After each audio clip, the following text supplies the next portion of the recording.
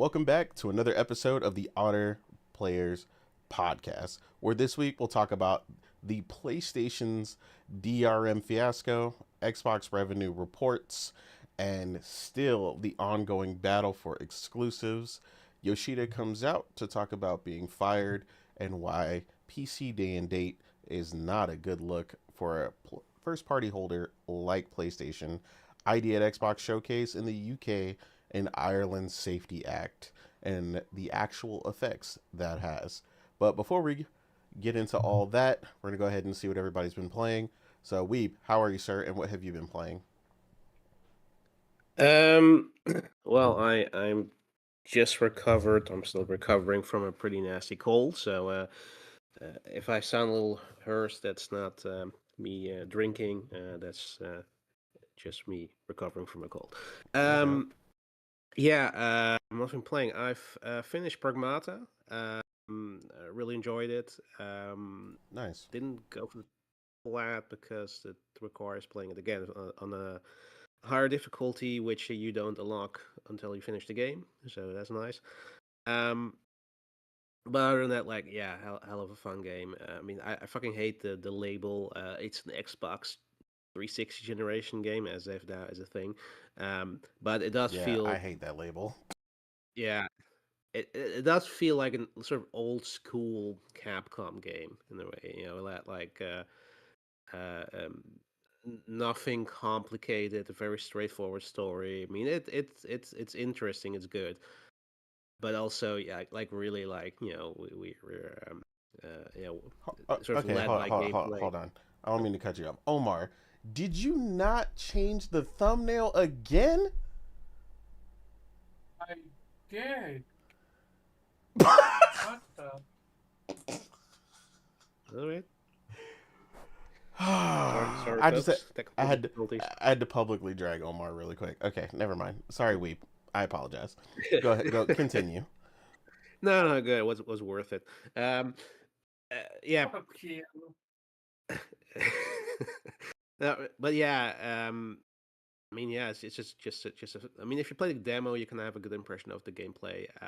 It's action with a puzzle element, but it's really fluid. Doesn't really get overwhelming. Like it gets more complicated. Like when there's more, like it can get pretty hectic when there's like a lot of enemies on screen, and some of them like just running into you while you're trying to hack them. You have like you unlock certain auto hack ability later that comes with expense of your meter that builds up. Um, yeah, and you can make things easier or at least more effective with sort of the hacking tools you have, where you can like stun enemies or make them attack each other and stuff like that. And the weapons are also pretty solid. They really have that hefty feel. You're shooting against metal. And yeah, I mean it was a fun ride. Definitely enjoyed. Definitely worth every penny. And yeah, I understand it's pretty successful. So and that Capcom is looking into making it a franchise. So yeah, I say go for it. I mean, it's probably fine as a standalone game. Like I don't think they're in any way uh, aimed at doing more than what they did with the game. But I mean, if they want to do it, go for it because I mean, I'm there day one. Um, Other than that, I also finished Incompany. Um, Decided to pick it up because you guys were so hyped about it, and I checked No out doubt. the demo, and despite the fact that Thrifty calls it the worst demo ever, it was pretty good representation of what you can expect for the game. Yeah, I like the demo. And yeah, I like it too. I mean, and yeah, and then okay, what the hell? Let's just play the game. Yeah, it was pretty fun. It was pretty relaxing. Kind of like a feel good kind of thing where you're just you know stocking the shelves and sorting everything and trying to talk with your customers and finding out what they want. Um, yeah, I mean, I really enjoyed it. It's like it's pretty. short. Like you can finish it like in I don't know. I think I finished it like in 2 days or something, or three. But yeah, I mean, you're literally there for a week, so there's yeah, 5 chapters, I think, or six. No, I think six. Yeah, and you can, yeah, there is some replayability, as in you do, if you want to get the plat, you have to replay because there are, I think, mutually exclusive endings for your customers. Um, so I figured I probably have to replay it again just to get the rest of the trophies. But yeah, I mean, pretty fun, pretty enjoyable. I mean, yeah, kind of wonder why nobody else thought about this before. It's just really relaxing. Like everything about it is sort of built around the atmosphere of this sort of authentic, Japanese, 7-Eleven, where you just yeah, you're just enjoying your basically your I guess your holiday job, and interacting with people, and just doing your thing. So yeah, highly recommend it. And I've also started Replaced. Haven't finished it yet, but yeah, also an amazing game. I mean, I also know you guys were really looking forward to it, and so far it has delivered. Incredible atmosphere. Love the sort of world building around it. The intriguing concept. Definitely, it does remind me of the what's that game again? Sorry, that movie again. Oh, you're Or talking.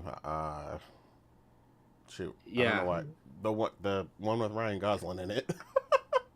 no, not with Ryan Gosling. Was not there's another movie, a sci-fi movie with a guy who sort of gets an AI Oh, okay. implanted in his hardware, maybe. But I don't know. I'll probably remember it later in the podcast. But it was a similar concept. The guy who got like an AI implanted in his body, sort of let him walk again. And yeah, in this case, you're pretty much Oh, just yeah, where he got in that accident that yeah, his yeah, wife died in. Yeah, I yeah, can't remember the name. I know exactly what you're It's talking not about. called yeah, yeah. Upgrade, is it? Yeah. Yeah, Upgrade, I Upgrade. think that's what it Okay. is. Yes, Yeah. Okay. exactly that There one. we go. Yeah. Yeah, that definitely remind me of that one. I mean, that Yeah. there probably took some inspiration from that, but yeah, it's pretty much his own thing. Absolutely love the soundtrack, also the art style. Like it's so smooth. Like it's sort of pixel arty, Yeah, but like when you see the movement of the characters, like damn, like they really like even just walking from like a front to the back of a level is like yeah, that's so smooth. it is. Uh, so absolutely love it. So I'm gonna continue playing that. Yeah, until the end, and then I guess I have to see what's next. I mean, there's plenty of games coming up. Still have my physical edition of Mouse BI coming up, so gotta get around to that too. James Bond is looking pretty good. So yeah, I mean, there's plenty to play, and yeah, if you're a gamer, you have some nice things ahead of you. Yeah, that's what I've been playing. Agreed. All good things.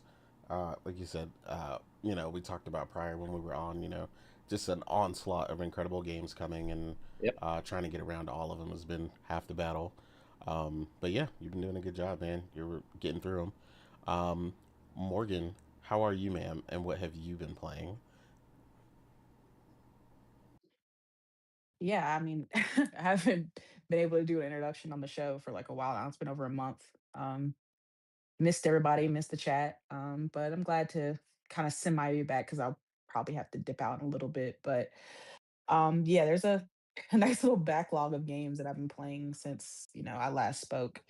Um, Probably first off was I replayed South of Midnight on PlayStation now that it came over.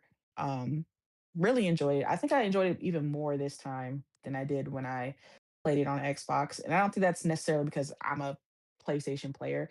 I just think I don't know, it just when I played it this time, I also streamed it with a friend who never, played the game, never she didn't really know what it was.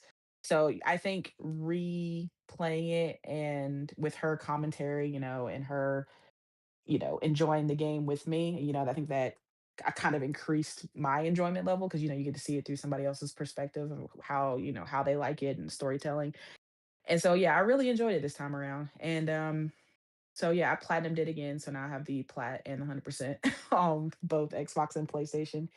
But yeah, shout out to Compulsion Games. I really do like South of Midnight. I hope they get to make another indie game. I doubt it'll be like a sequel to this. I'm sure this is maybe like a one-off IP, but I really hope they keep getting to make, these kind of smaller games because I really do enjoy them.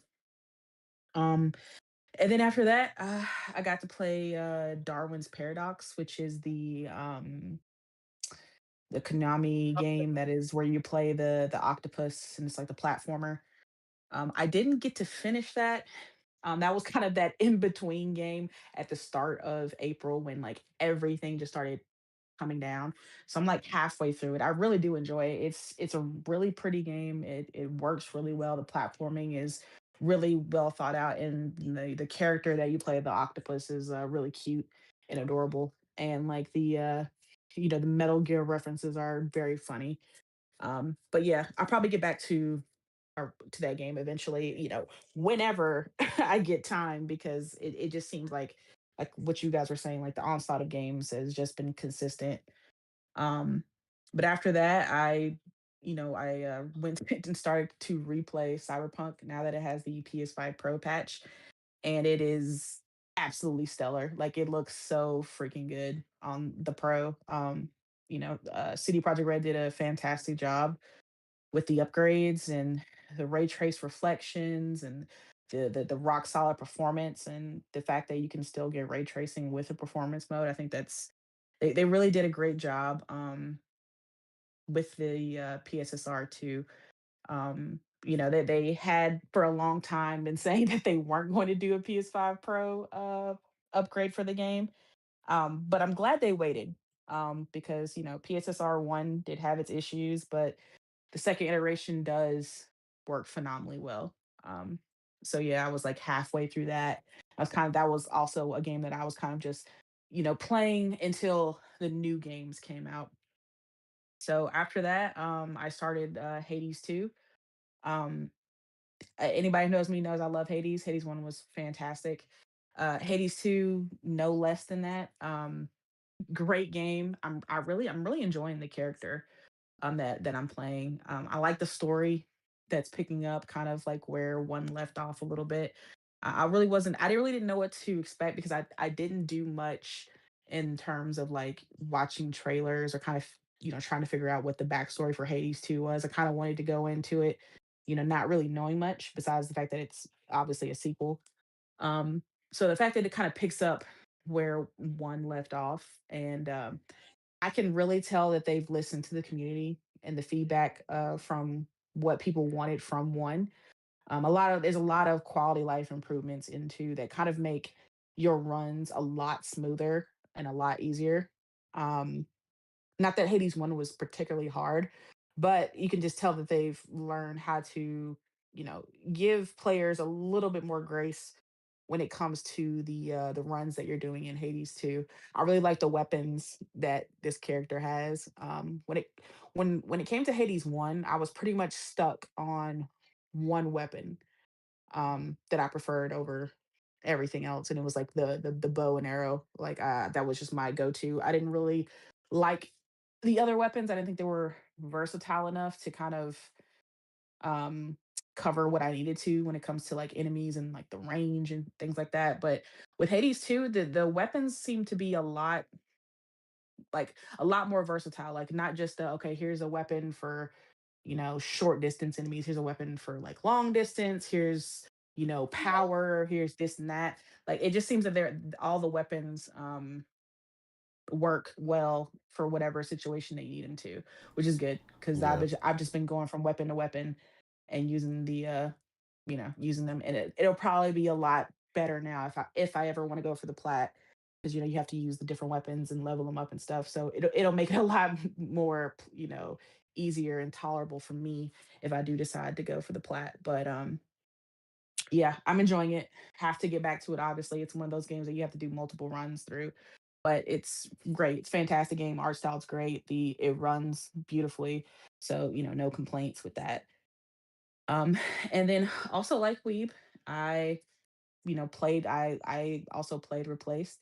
It's a game that, me and A have been looking forward to for like a few years now. It's been on the radar.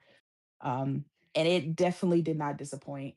Fantastic game, fantastic art style.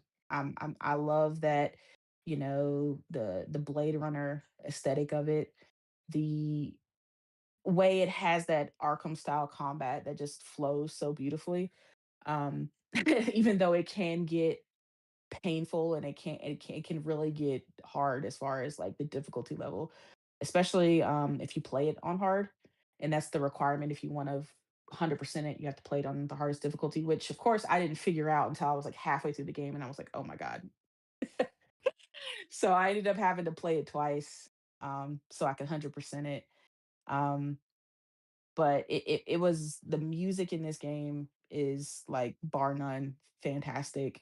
You can tell they spent a lot of time trying to make sure that the atmosphere with the music was just, 100% in sync, right? And it's a smart investment because this is the type of game where you need that music, where you need that synth to really hit at certain moments, especially like when the art is hitting and the music is hitting at the same time. It's just really something to behold. Like I took so many screenshots of this game. I was just like, Jesus, like the amount of work I know that they put into this is insane. Yeah, Um, I think I kind of really understand all the delays when they kept talking yeah, about perfecting it, and they're like, look, we just got to dial in this one more thing, and like yeah. when you've The played, even though movement, you beat it, like I've experienced like that same thing. Like you said, it just keeps pulling you in, and you can't stop taking screenshots, and you catch mhm, yourself just standing there sometimes because you don't want to move to the next sequence because you're just so pulled into yeah. that specific scene. So yeah. Exactly. The movement, you can tell they spent a lot of time on the movement, right? Because it's not just in the 2D space. It's also in 3D. It's a 2.5D where, the character is moving in a more, vertical and horizontal way, right? On the Z axis as well. So it's just like the amount of work I know that went into getting that and the way that, especially during cutscenes, how the character's movement really just, it's so impressive, and the way it just increases the immersion of the game when you see your character just do something crazy, or like, you see him fall down, or you see him like, you know just get like, just the emotion that they're able to put on the screen just from the movements, right? Just because there's not much voice acting in this game. It's literally all subtitles, but they were able to pull out a lot of emotion through it. So I applaud, the team for that, because that's very hard to do. Um, but the getting 100% was definitely not the easiest. There's a lot of collectibles in this game, and when I was playing it, there was no chapter select.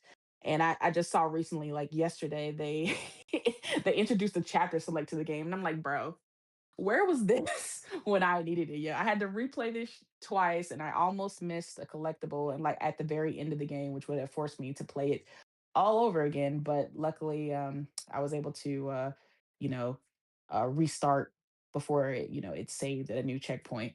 But I'm glad they're listening to the community and adding a chapter select. That's something that a lot of people were asking for because, again, a lot of collectibles are locked in certain chapters, and once you get move on, you can't go back. So yeah, they've added that, and that's cool. But yeah, fantastic game. I think I gave it like a 9.5. Really love it. I hope that the team is able to have success for the current ports they have, and that they'll be able to bring it over to PlayStation, because I would love to replay this again on the PlayStation. I will definitely be supporting the team if they decide to do that. But yeah, absolutely, Replaced was a fantastic game. If you have the ability to play it, I highly recommend it. Um, but yeah, also played Mouse PI. Another game that's been on my radar for a minute. I love the noir aesthetic. I love the black and white. I really like how especially in game development, there's this big thing where it's like developers really like noir, especially when animals are involved. And I played a lot of games where it was like animal noir esque, and I think I really like that specific type of genre when it comes to games, and this was no exception. Mouse PI, the boomer shooter, as people like to, the genre people like to refer to it, very Doom esque, old school Doom style. I liked it. I know there's this controversy, the famous IGN too much cheese.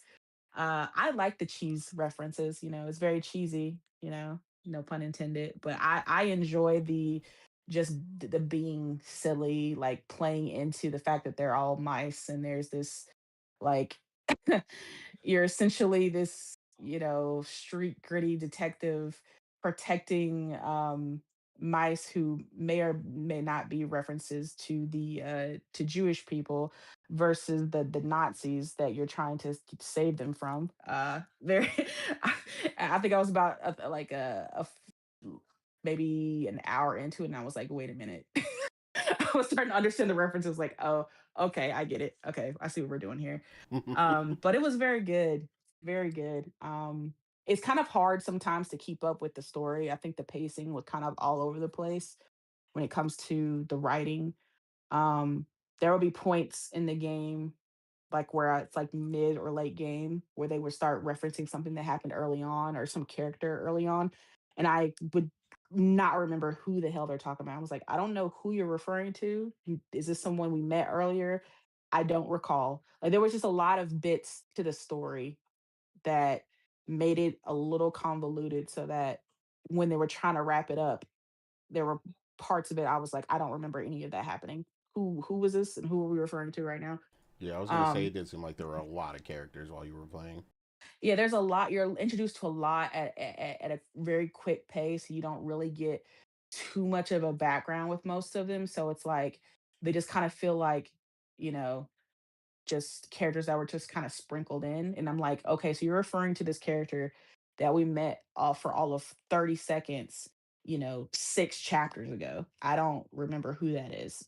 you know, like it'd be times I have to pause and be like, okay, wait, let me look it up. Who's that? Oh, it's that. Okay, that guy. Got it. Cool. Um, but yeah, it was a lot of moments like that. And I feel like it was just because they were trying to fit this kind of bigger story into a shorter style game, and there was just a lot of pieces that you put together. Obviously, you're a detective, so you're putting a lot of clues together to try to figure out how to solve the overall bigger arching case. But there's like little mini cases within the game, so it's a lot going on. I'll just say that. Um, so for this game, I'm like 2 trophies away from the plat. Apparently, the 2 trophies that I'm missing are bugged in this game because I was just like, "There's no way I swear I got all the clues in order to get these trophies." And then when I looked it up, people were saying, "Yeah, those are both bugged." So apparently, it's a known issue, and they supposedly patched it, but in order to get it, you have to replay the game. So I might do that. I don't know. Like I said, it's been a lot. It's a long game. There's a lot of clues in this game that you have to find. So I may do that again, but we'll see. But other than that, I really enjoyed Mouse PI. Gave it a strong 8. Highly recommend it if you like a first person style shooter, um, obviously a boomer shooter, Doom style. The versatility in the weapons and the funny references and just the cheesy one-liners. I personally enjoy that. If that's kind of thing that annoys you, then maybe, this isn't the game for you. But I like, goofy games that kind of really play into what they're into, what they are. They don't try to hide behind it and be serious. They just like being goofy. That's perfectly fine for me. But yeah, Mouse PI for hire. And then the last game that I completed the other night was Inkobini. We've already said it, fantastic little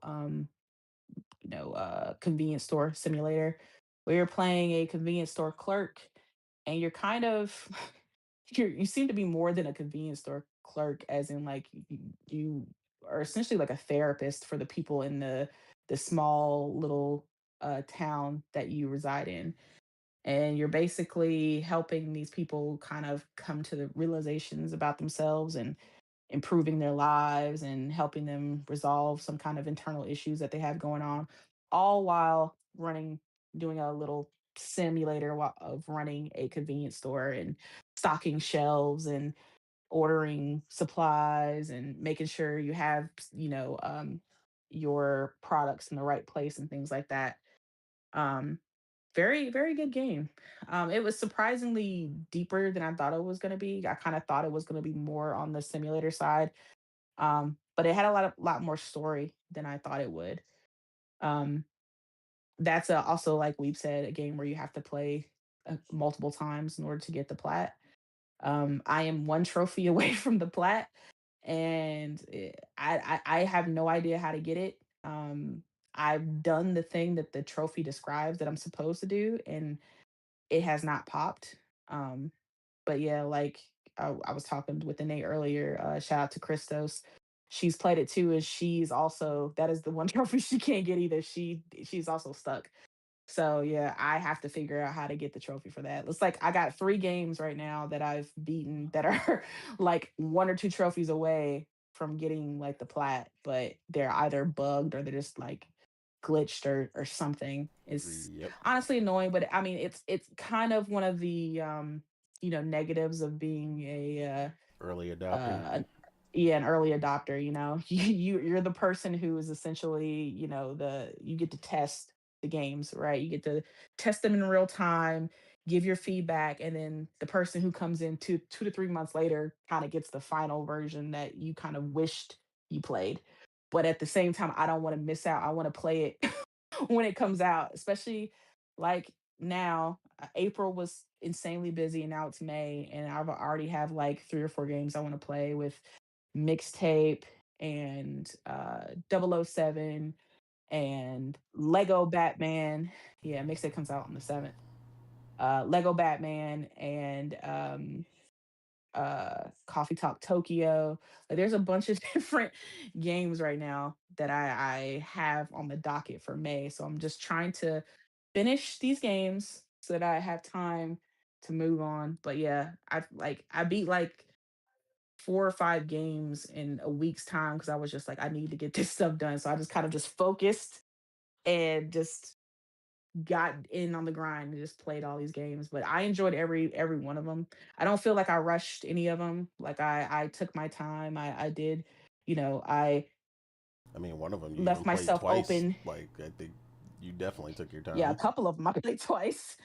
Um, But yeah, I don't regret any of them. So like so far, I've enjoyed every one of the games that I've played these past couple weeks. It's been a hectic week, but none of the games felt like they were a waste of my time. So that's always a great thing. But Now you just see, have to know yourself as a gamer. I'm actually Um, curious what you're gonna think of Pragmata when you finally play it, because a lot of yeah, I mean people, that's next. That's next on the list is Progmata. I think that's what I'm going to be playing when I get home. yeah, Um, so yeah, Pragmata is next. So yeah, that's what I've been playing. yeah, I'm curious how it will compare for you, because like, I mean, some people are finishing that game and they're like, 10 out of 10, it changed my life, and I'm just like, Right. okay. I mean, I'm curious, but I was like, that's some really really high praise. So I'm curious to see what you think, because you have, unlike a lot of these people, that's like the only game they've completed. Um, Versus you'll have completed all these games, and then eventually we will have completed all these games too. So I'm curious what'll be you guys' top favorite when you guys are done with all of them. But They're all my children. I love them equally. yeah, right. So we tell them until Black Flag Right. comes out. Yep. Oh man. Jeez. But yeah, Omar, how are you, sir, and what have you been playing? I'm still surviving according to my situation. And because of it, I couldn't get into Pragmata as much as I want to. Because when I play, I isolate my sound, and I can't do that right now in my hotel, so I try my best to play as little as possible, but Pragmata is addictive as fuck. It's so addictive. I'm at the mine, so I have no idea how far I am. Wait, how far am I? How should I know? You beat it. You literally You didn't said say how far. anything, and then you said, "How far am I?" I was like it was a mind reader. Oh no You, no you no didn't no! tell I you said didn't where say where you were. I said I am at the mine. At the mine. That Oh. yeah, that should tell him where I am. That's why. Uh, there's about I guess the halfway point.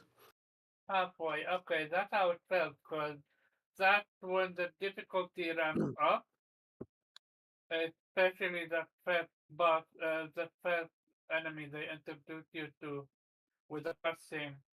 I hate it. Other than that, I love Diane. She is adorable. She is legit. You gotta protect her with your life. I like what they did with Diane when it comes to marketing. Chef kiss. It was on the latest side what they did, but they should have done it way before. And um, what comes the story for Pragmata is super interesting. Excited to see where it takes me. Um, voice acting was that job. I'm playing it in Japanese. Phenomenal as always. Weapon variety. It's so far it's literally every weapon that we're used to in video games. So nothing super special, nothing super weird. We may get something otherwise. Yeah. Now for other games that I'm playing, I am reminded again why I hate early accesses. I played a Metrovania. It's called Cut Claw. I enjoyed it, only to find out, yeah, it's an early access, and you need to wait until they finish the game before I can finish it. I'm like, screw you. I waited so many times. I'm pretty sure I'm gonna need to all over again. And it's not an easy Metroidvania. It's all like. Other than that, I started a game that I'm actually at the final area. It's called Elemental. Um, basically, think old school Zelda with magic elements. Really fun. I'm close to finishing it. Afterwards, I'm gonna play an indie inspired by old school Final Fantasy called Quartet. I played the demo a few years ago and I was excited about it when it come out. I thought it's gonna come out this year, but no, it came out last year, so I have a catch up to do. And to make a matter worse, an indie game that I, I was excited about called Soul Quest literally just dropped. So I need to juggle my time between that and it, and I need to order three Dubai Tarot. So I'm behind on that, and also I'm doing every now and then run with vampire crawlers. It's as addictive as Survivor, but way less forgiving than Survivor. Yeah, by all, gaming as I should be. Agreed. Yeah. As everyone else said, like so many games to freaking get to, it's just been daunting. I've got games honestly from the end of last year I still need to finish. Like it's been ridiculous. And I was recently reminded of my playthrough of I Am Setsuna from like a year ago that I still need to finish. Like it's been insane. But this is what happens, Yeah, especially when you play a lot of long games, like I tend to. Um, but yeah, my main thing right now, I finally rolled credits on Crimson Desert. That was a huge like relief, like to feel like I finally conquered that game. Um, Still plenty to do. If I want to go back and get the platinum, it's completely open, so I can do that. Go back and just kind of work my way through it slowly if I want to. Like I said, right now I don't really have the time to, but it's there if I want to, and they're constantly still improving it and adding new pets and all kinds of stuff. Really cool update they did recently. Um, Again, a product of them being able to update the game as fast as they do. There was a mod for one of the birds in the game that they hadn't included as a pet, and people loved it. And the very next update, like 3 days later, they made, instead of just leaving it, a mod where people could only utilize it on PC, they just put it into the game naturally as What a mod is another it? one. It was a mod for a bird that people wanted. So they allowed you to get Oh, birds okay. as pets, and there was Oh, an okay. iron bird that had like electricity around it, that people wanted, and they modded it where you could make it a pet, but then they went back after seeing everybody wanted it, and they just included it in the game. Um, so yeah, like Yeah, not gonna lie, that's I love that. crazy. Yeah, I love that. A lot of times I people let the mods I do the work, and they don't incorporate them into the game. It's like there's so many things that should be incorporated into the base game that are mods, and shout out to them for actually doing it.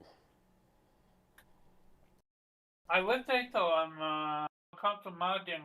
I wish other studios would do what Sam, the studio behind Crimson Desert did, because I saw with Mouse PI there's a blood mod, and I would love that when I am gonna play Mouse PI. Yeah, a It lot was a so, lot of and people even are really liking that blood mod. color, yeah, and even the color one. Like I I fuck with black and white, but at some point I'm expecting it to become, you know, stagnant. So having the ability to mod, like, nah, this is legit PC Master Race situation. But yeah, This man speaking heresy right now. Please don't listen to him. Yeah, Morgan's like, nah, she loves her so you noir, don't fuck with so mod? But Black yeah, and white is the correct aesthetic for a noir game, sir. Yes. which is why it's called mod. You have the Yeah, but ability you to say that's mod. better. It's PC Master Race. Absolutely not, man. Y'all ruining the artistic direction of the game. I knew Morgan was coming for You you on have that the one. ability to use it or not use it. Yeah, I It's, mean, use it or not use it. I'm just saying it's incorrect. It is definitely not better.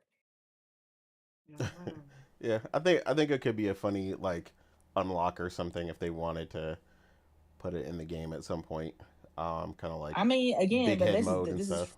there are certain things in the game, but again, people have to play it before they start complaining because you're asking for things that may or may not already be in the game.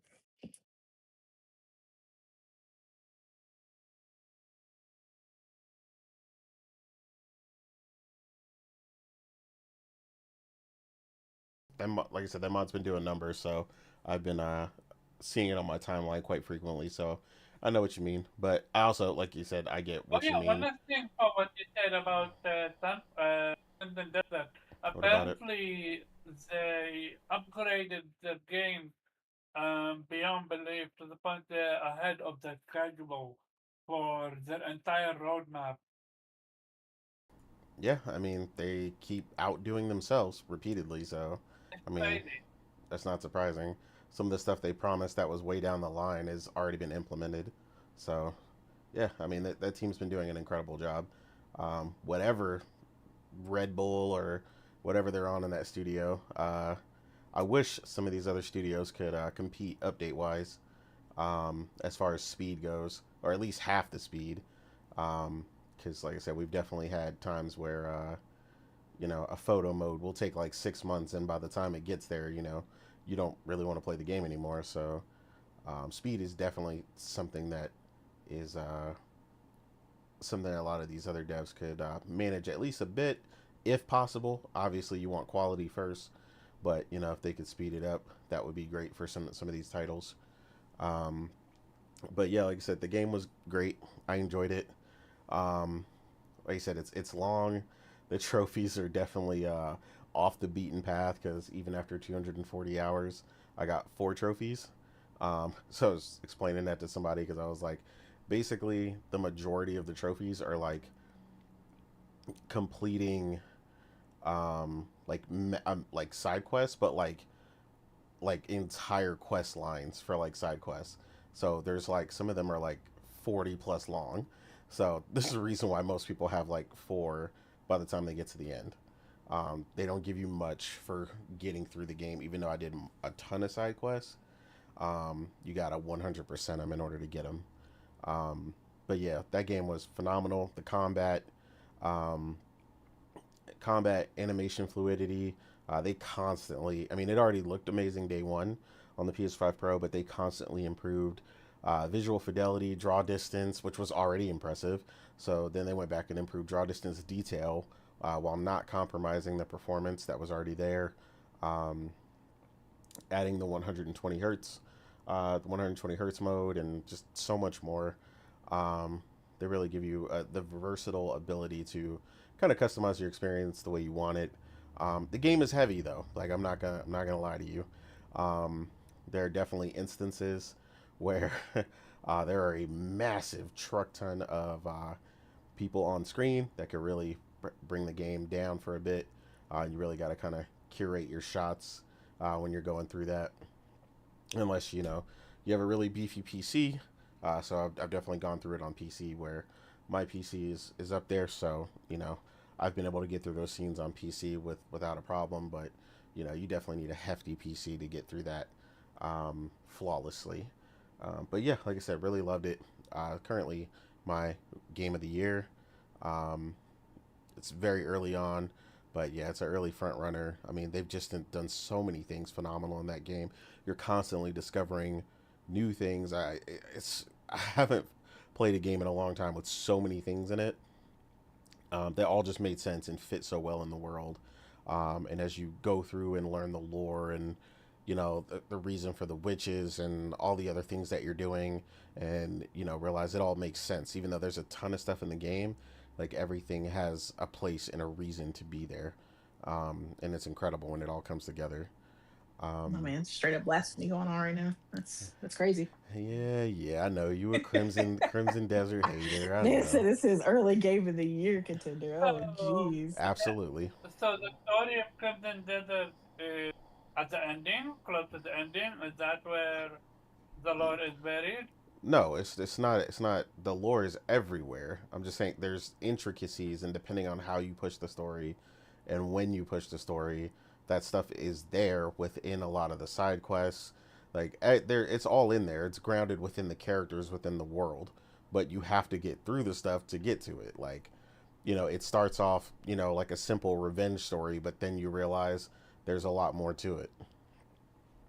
Like I said, Mm-hmm. there's a lot to it, but again, it takes a while. I mean, I had 240 hours in it for a reason. Um, some people completed it a little bit quicker, and everybody's gonna get something different out of it, mainly because everybody's not putting in the same amount of time, right? Like I've seen several people, complete it at 190. I've seen people complete it at 98. Again, kind of pushing and rushing through it. And it's crazy to say like 98 hours is rushing through it, but it really is. Like there's a ton of stuff you definitely did not do. Um, if you got through the game in 90 hours, there's nothing wrong with that. Like I said, the main line is dope. But a lot of people, the complaints that a lot of people have is just there. A lot of people are extremely early on, so that's why when you ask if it's far, no, it's not. At the end of the game, it's just a lot of people are so early on and don't realize how early they are in the game that it feels daunting because there's so much you can do even early on that if you don't push the story, like you're not gonna really realize how early you are. Like there were things that people were discussing on the timeline like 2 days in that people were saying was early and that stuff was late. So like there's a sword that people were talking about that's like on the ninth chapter and the game has 14 chapters and I was like, that's not early. um So stuff like that. Like it just really depends. But yeah, I mean, I liked what was there. I liked as the characters kind of grow on you and emerge, and get their distinct personalities and the things that they want to do for the camp and grow as the Gray Mains and all this other stuff. Like everything really kind of comes out and grows over time. But again, like I said early on, it's not an incredibly complex story. It all starts to come together once you're introduced to some of these other characters and other people's motivations and all the other things going on, and find out what the church is up to and what they've been doing. And like, there's a lot of dark secrets all around and just so many things going on. I think that's what's daunting for a lot of people, which is why, like I said, even though I really loved it, I always warn people, if you're not ready for that undertaking, for to spend at least 150 hours in this game, don't even pick it up. And that, that's fair. Like, there's a lot of great games to play. It's an incredible game. I highly recommend it. But like I said, if you're not ready to put in that time, don't even bother, because it's gonna take time. It's one of these games that is gonna give you so much to do and so much to appreciate. Um, especially if you want to go through it organically, right? That was something that had bothered Morgan, right? She felt like she always had to look something up, which you do if you want to go specifically to something, but you can do it organically. But it's going to take you forever because there's certain things that you want that are really far on the map. So, when I went to go get the black dye, jokingly, on my PC playthrough, I literally went directly to the maximum top of the map in order to get to the person that has the dye. So, but like, I knew that already and I did that on purpose. So it really just depends on how you want to play the game. And you just kind of got to go from there. Um, Again, I did start Replace, and I was able to play a little bit more of it as well. I agree with everything Morgan said earlier. Honestly, that I cannot get over the music in that game. It melds so perfectly with the world. I was telling her while she was playing something else at the time, when I had got to the city, and it switched to like a synthwave style melody, and in conjunction with the city and the backdrop and everything, it just pulled you in. And I didn't even want to leave that moment. And that sparked a conversation with us talking about which I brought up last time, was just like, gaming music has seemed to really come to the forefront. Like, it's always been a big thing, since we were younger, but it's like I feel like it's reemerged as an important place for a lot of video games. Like, I feel like the standout soundtracks, because at one point, like, I was like, man, everything kind of melded together for a bit and felt like a lot of movie soundtracks where they fit the scene, but there's nothing really memorable about them. But like, everything feels like a moment in this game, and you just want to take it all in. Like Morgan was saying, a ton of screenshots. Like, I just can't stop taking screenshots. I probably have like 50 screenshots. I'm still pretty early on, which is crazy. Um, and then I did also just start the beginning of it. I finished I think my second night now on Inkobini, which is a lot of fun as well. Taking my time with it because I'm trying to be careful with the trophies, making sure I'm getting everything done. It's you're in this small area within that store and really taking care of the customers and stuff. But there's like as Morgan stated, like, someone with OCD's like dream, because you take care of the store and really make sure everything is immaculate and take pride in your job as someone who works at one of these, normally does in Japan and stuff like that. Um, and then I also did start Pragmata as well. Just the beginning, like I said, I just wanted to kind of see it and get a feel for it, see how it was running, because I only tried the demo on PC prior, and it looked ridiculous, honestly. I get why some people were saying they feel like they're getting a glimpse of the PlayStation 6, and honestly, I get why they would say that. Like, it looks insane on the PS5 Pro paired with an OLED. Like, the detail was just unbelievable. Um, Definitely another looker for, incredible graphics for the year. But I'm interested to see what else, once I dig further, see all this hype everybody else has for it, and life changing experience everybody keeps talking about. So I'm interested to see how far that goes. Yeah, I do also have Mouse PI, but I haven't started it yet. And granted, as I watch some of Morgan's playthrough and how intricate and large that world can be, yeah, I'm definitely gonna make sure that's the last thing on my list as far as that goes, so I can really take my time with it and enjoy that world. But at least from watching her play a bit, I really do like the dialogue in that game. They really nailed that noir kind of vibe, detective, old school vibe, here's looking at you, kid, kind of stuff. Like, it's cheesy, but it literally fits so well. It was hilarious to hear some of the lines while she was playing. But I think that's mostly it. Um, yeah, I By don't the know. way, if you like the atmosphere of Replace, you should Hmm. also check out Ruiner. You said Ruin. Okay, yeah, it's funny you Yeah, said that because like Ruiner's been coming up a lot lately. Uh, yeah. the cover has always looked interesting, but I've barely looked into it. But then in the last couple weeks, you were messing with Ruiner, and then somebody else is Yeah, playing it. Okay, so yeah, What's the name? Ruiner. uh, Ruiner. Yeah, Bruno. I'll I just think show I it to think it you was later. I think a Thrifty was playing it. Yeah, Thrifty was. Yep. Yeah. Yeah, so that's come up, and then Ruiner That's 2 an got announced, right? Yep. Yeah, okay, that's what I Can't thought. wait. Yeah, I'll have to check that out for sure. I think I own it on Steam already, so makes it nice and easy. Yeah, let me go ahead and wish list that. Oh, this is an old game. Yeah, it's been out for a long time, but It's like part eight but years but part two got old. announced recently, so I've been seeing a lot of people talk about Uh, it or pick it back up. But yeah. With that, we're going to jump into our first topic, and while Morgan's here, I will do this topic first. I did have it first, but I was going to do it later because I thought she might come in later and not early. So, because we definitely dragged people for this, because a lot of people jumped the gun. I was making jokes about it the whole time. The PlayStation DRM and performance outcry a bunch of people had over this nonsense. People still lying literally about it currently on Twitter as we speak.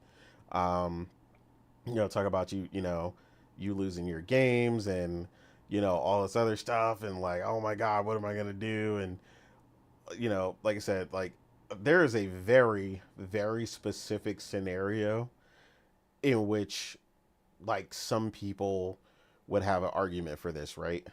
And it's so specific, even military, right? Because I had several of my coworkers and friends over the years have been in the military. There are even them, right? Because people are like, oh my god, what if I got deployed and blah blah. I've had friends in combat zones, danger close, who have internet.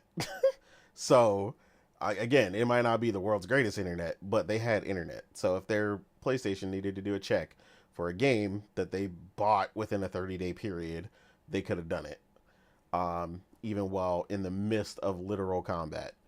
Um, so, like I said, there's very, very specific instances where this wouldn't be a thing. And then, honestly, in those most of those instances, your last concern should honestly be a game you bought recently, if that was the case in the first place, because that's how ridiculous the scenario would have to be for you to, be in that area. And if it was something planned where you're like, hey, I'm gonna go on a cross country trip and have no internet for whatever reason, which literally would be impossible in the United States.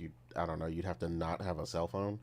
Um, like again, like there's just too. You'd literally have to force yourself not to have internet in this day and age. Uh, with the exception of, like I said, being underway in like a submarine or whatever. Which in that case, like I said, you got other problems. Um, and you probably got 800 other games to play, and you'll be fine when you come back from underway and get back to playing that one title that you happen to buy.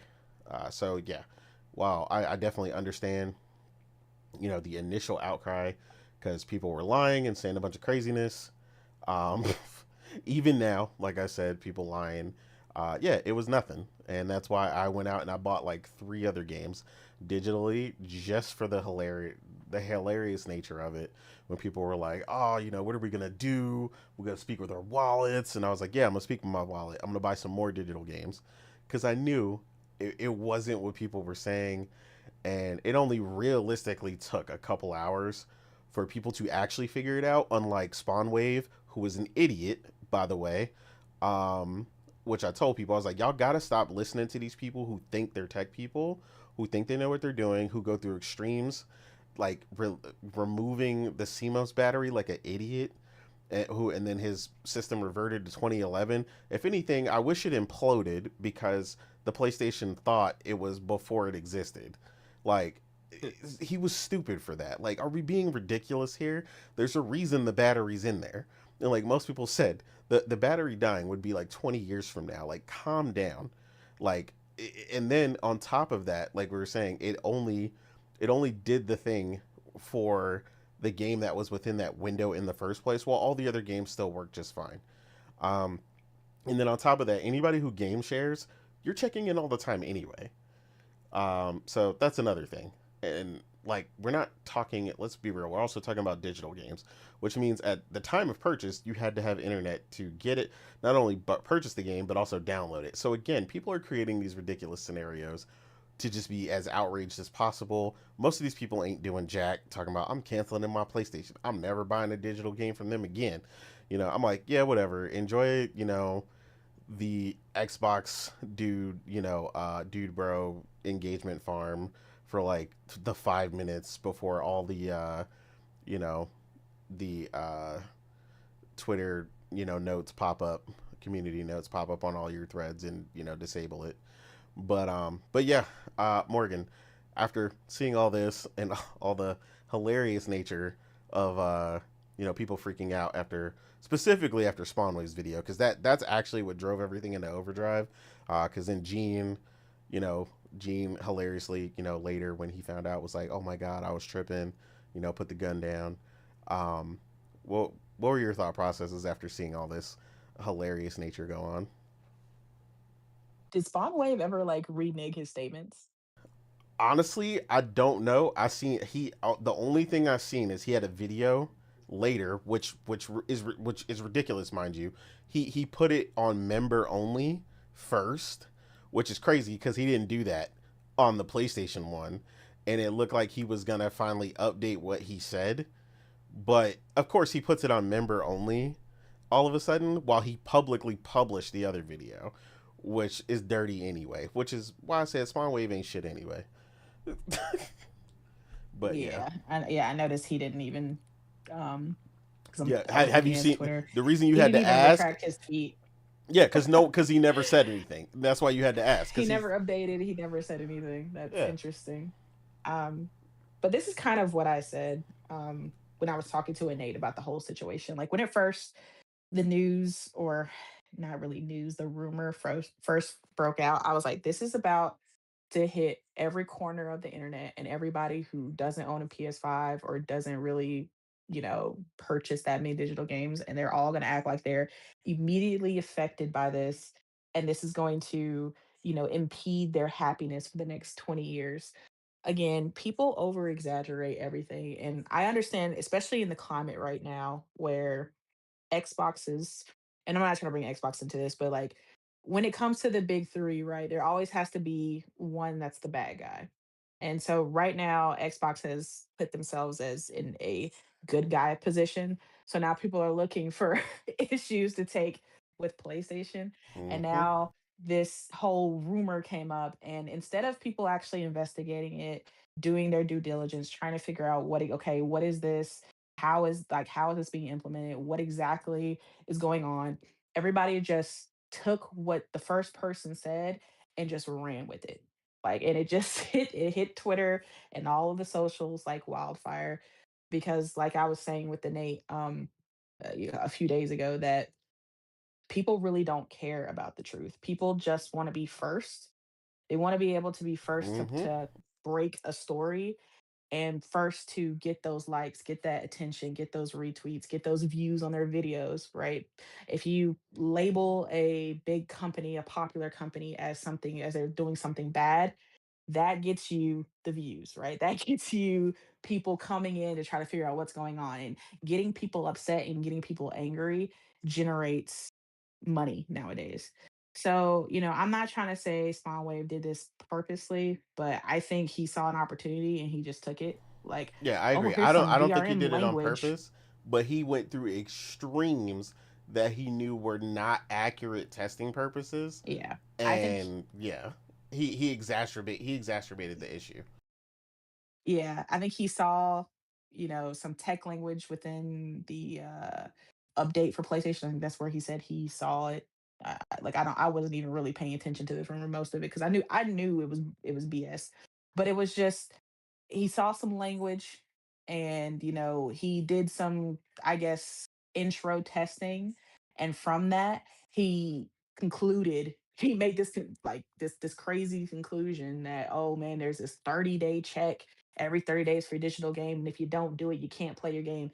And saying that, especially in, like I said, this day and age where people are really worried about ownership with their digital items, whether it's games, music, movies, media, that'll get people fired up.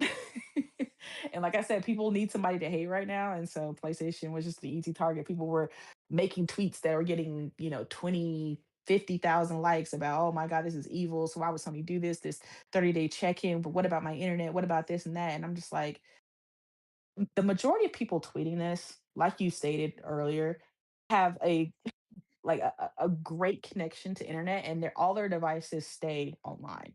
The majority of people who are tweeting about this have their PlayStations, their PCs, Xboxes, whatever gaming console, whatever electronic device that can hook up to the internet stays on the internet. So that's number one. That's why I was just kind of laughing, because I'm just like, and then when PlayStation finally came out with the clarification, and me personally, I said PlayStation shouldn't have said anything, because I told Nate this before PlayStation came out and made their statement about the situation. I said, if PlayStation comes out right now and says this is not true, it's not going to matter. People are upset and they want to be upset and they're going to stay upset. And they're just going to say, Yep, you oh, told me. we don't believe you. Yeah. I was like, they're going to say, we don't believe you, or this is just like the first line, that's what they say. And then they kind of, they're going to tell you that, but then they're, when you're not paying attention, they're going to put it in an update, and they're going to try to, renege your license and all that. I was like, they just want to be upset. And then boom, PlayStation makes a statement. And what do I read in all the comments? Oh, they're just lying. This is just this, like, it's still DRM. It's still this and that. It's still, well, they didn't This is answer the just the question. first Is it step. is Yeah, they didn't answer the question, is there still a 30-day check? I'm like, they literally answered it. They told you no, there is not a 30-day check. There's one check after you download the digital game. There's one check immediately after you play it, and then that's it. Then it's yours. There's no more checking. There's no more you need to be hooked up to the internet. That's it. It's a one-time verification, and then there's no more verifications after that. But again, people don't care, because when you get people ramped up, when you get people upset, they don't want to come down until they're ready to come down. They want to be bad. They want to, bang their chest and be upset. And that's just what's going to happen. That's why I was like, PlayStation shouldn't say shit. They shouldn't say anything. Because when the time comes around, because people were going to do their own tests anyway, right? People were saying, oh, I'm going to wait 30 days, disconnect my PlayStation 5 and see what happens, blah, blah, blah.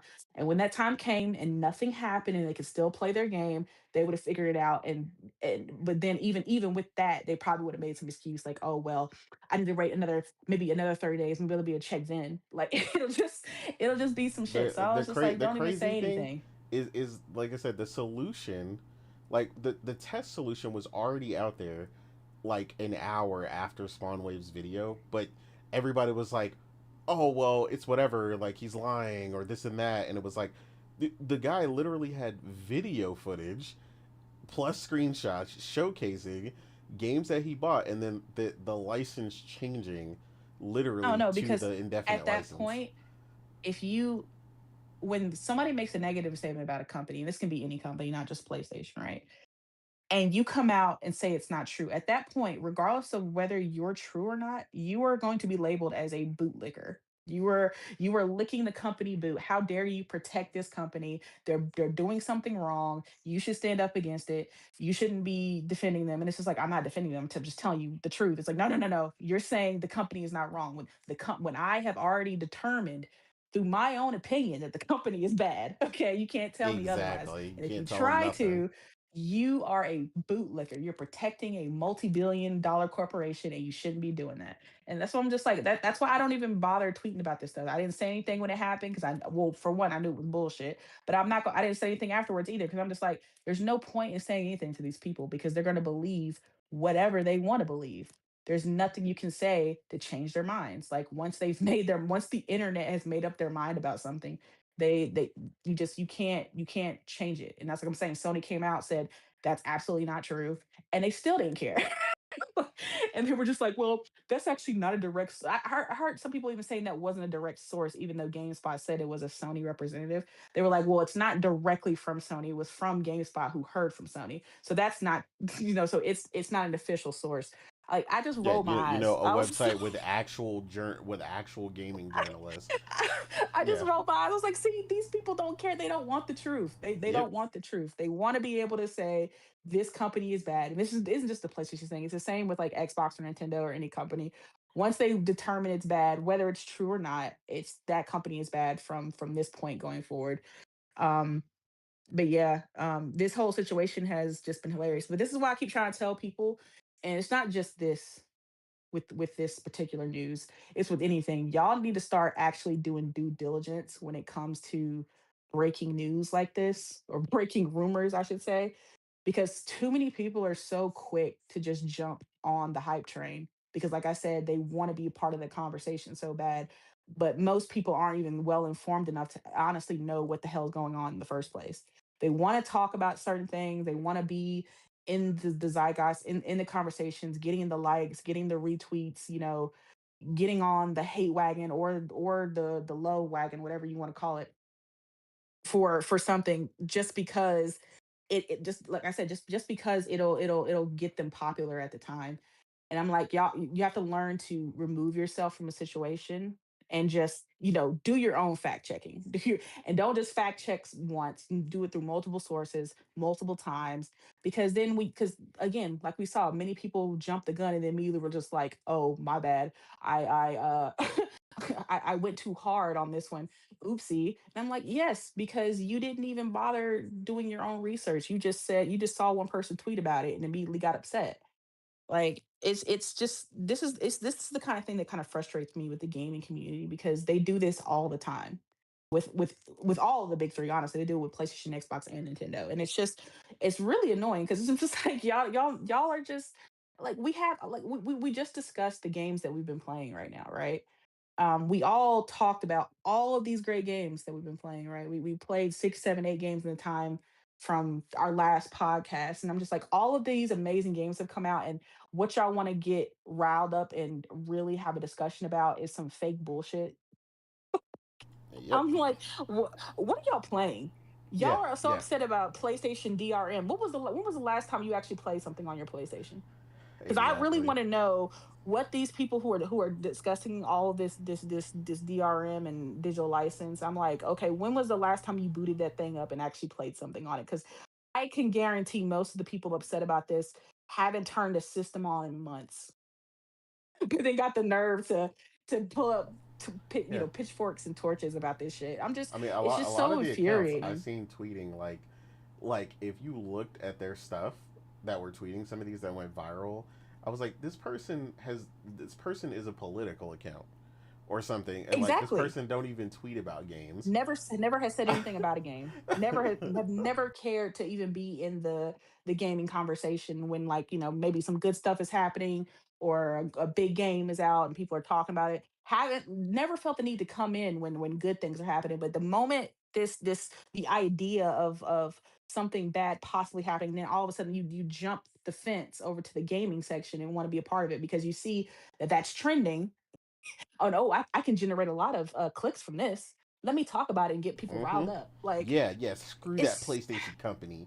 they'll never get another yeah, dime from me yeah. again. Like, dude, they never Yeah, got a dime ask them from their you ever. PSN, and they would dip. Why? Like, again, because you don't play on anything. And this is not to say that you can't call companies out. This isn't a anti call out company. If a Oh company is yeah. doing something wrong, and like it's actually they're actually doing something terrible and anti-consumer, then absolutely call them out, right? Call out the BS, because that's what gets these companies to change. But it's just the fact that people just jump on news regardless of whether it's true. Like, they don't even bother looking to verify. It's just, oh, this person I follow said it, or this big account said it, so it has to be true. Like, it's we're living in a day and age where information is just spreading so quickly that like that nobody knows, one, where the source is, who the source is, and nobody verifies, because everybody just assumes what is on the internet is true, which is insane. But yeah, this whole week has been comical. And like I said, I've just been putting my eyes down, playing games, because I just knew, I was like, man, like, as soon as I started looking into it and really reading about what they were talking about, and looking at different people saying different things, I was like, oh yeah, this is some bullshit. Hmm. This is straight up BS. Let me go back to my PlayStation and turn it on and play some games. And all of them were digital, by the way. And I Yep. had a situation, because usually around, I play games like late at night, and sometimes around like 1, 2 o'clock in the morning, my internet decides to be like, okay, I'm going to sleep. Yep. Yep.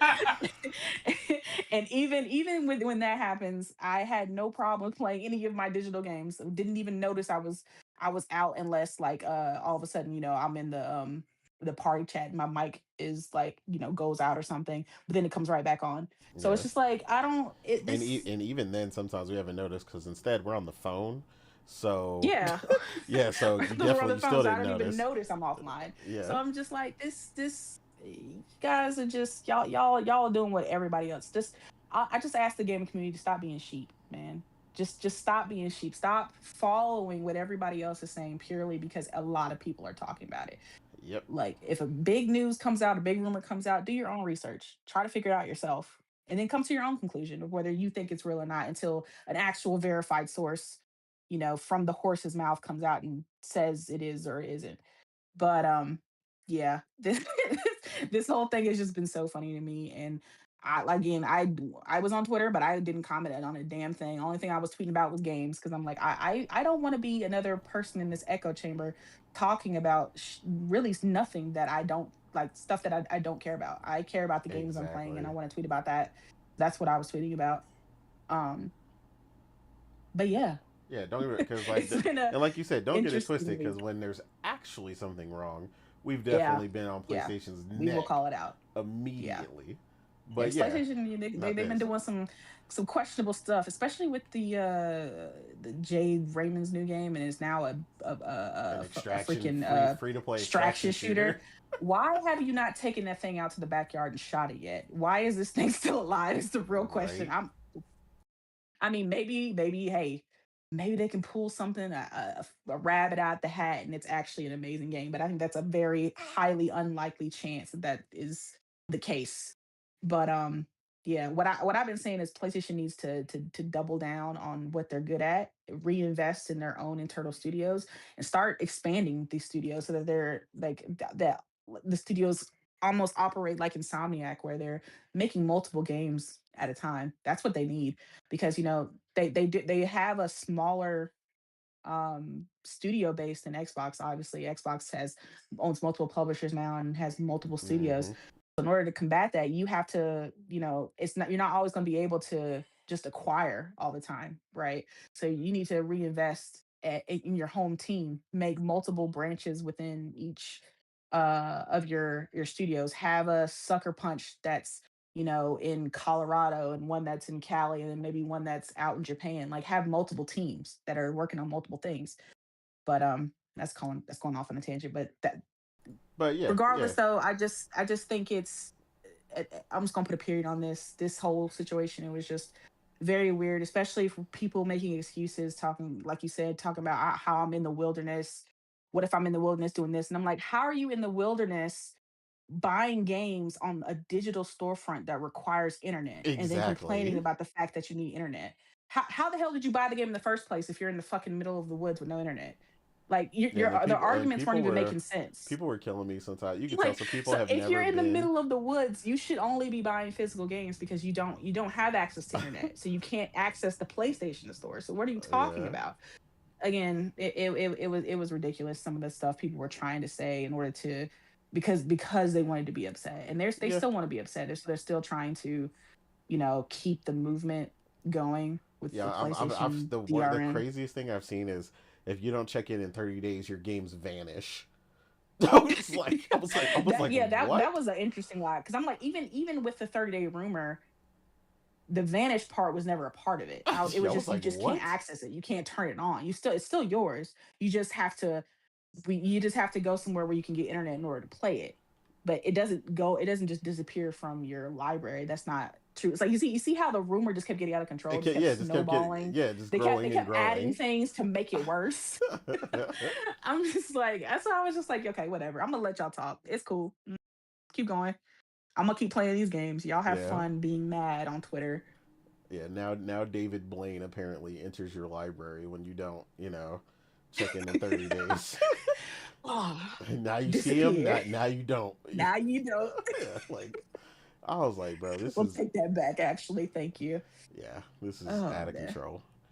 Um, Weeb, how did you enjoy this temporary insanity moment on Twitter that we seem to get at least once a week at this point?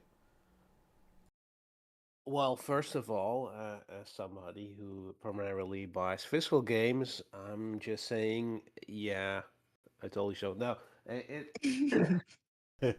mean, it's the perfect argument for buying physical games. You will never have to deal with this shit ever, even if it's fake. Yeah, but yeah, I mean, it was very predictable that they were gonna run with it, even though it made no fucking sense whatsoever. And they did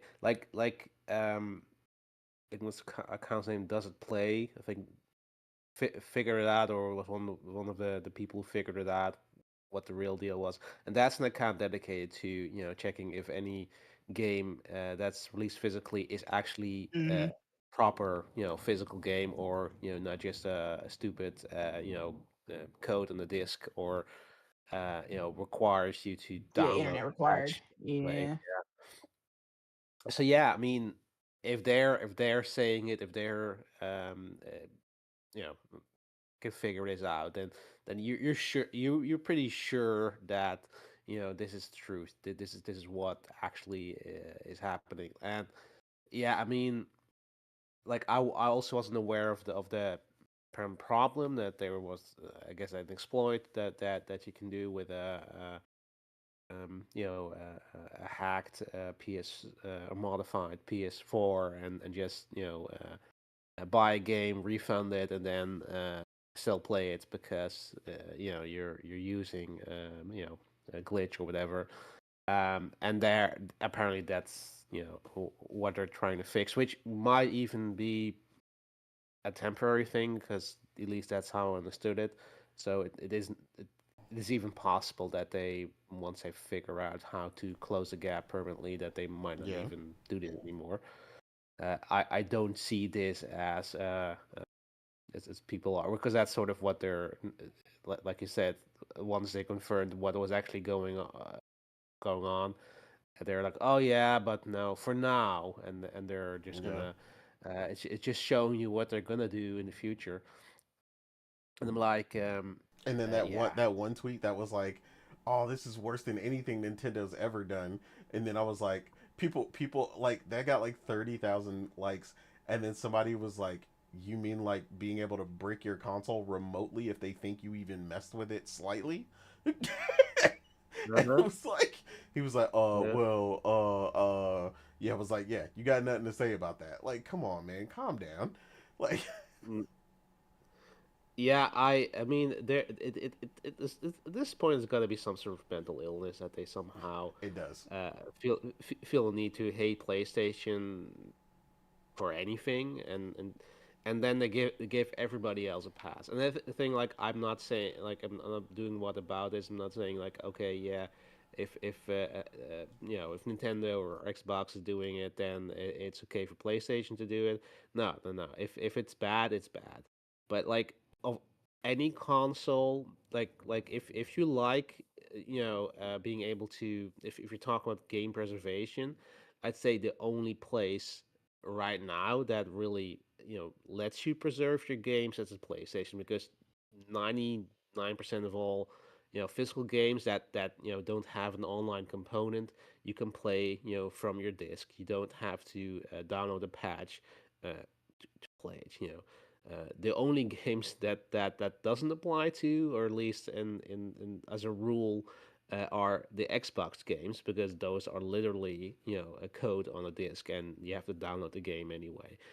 And the whole thing with Xbox is that, especially like their cross gen games, they basically gave you the Xbox One version, and then if you insert it into the Series X or S, then it Yeah, it downloaded converts the it. Series as an Yeah. extra, which means you never had the actual game on disc. So you if the servers go down at some point in the future, and you want to reinstall that game from your with your disc, then yeah, tough luck. And that's, yeah, that's not game preservation. That's the opposite of that. And we've had numerous examples where uh, Xbox servers went down, and some people were complaining like, okay, I'm unable to play my physical game. That's a single player game. It does not require internet, and for some reason I'm unable to play it while have inserted my disc in the console. I'm like, okay, yeah, I like hell I'm gonna buy any games, any physical games for Xbox, because I don't trust them whatsoever. And it's also very rich coming from people who are playing PC, because like literally you use Steam, and Steam is literally online DRM. I mean, I know Yeah. that you can Yeah. play Steam games in offline mode, but still, you have to go through Steam. It's not like you're preserving your games, and like which PC comes with a disk drive these days. The only place where I would argue you can preserve your games is GOG. GOG, because they have Yeah. DRM free games, and then you're absolutely settled if you put it on a external drive or whatever. Yeah, not to Um, mention also third-party DRM on PC like Denuvo and yeah, one of the other new players that Capcom had put on RE4 a while back that like tanked yeah. performance, and they eventually removed it. I forget the name of it, but yeah, Denuvo has like several parameters in which you must verify and do all kinds of craziness. So yeah, people again try to come for this super basic half a second check to confirm your game on PlayStation was just too funny. Yeah, yeah.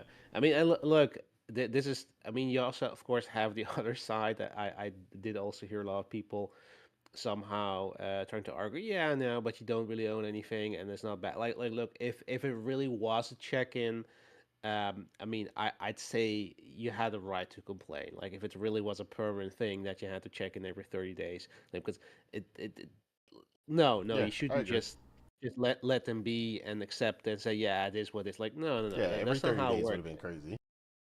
Yeah, I mean, that's not how it works. If they do something bad, like it's really bad, then call them out for it. There is definitely a chance that, if there's an outcry, they will reverse it. But in this case, yeah, I mean, I can understand why they sort of did it quietly and not, announced it, because I Yeah, mean, you don't want to this alert those people doing it.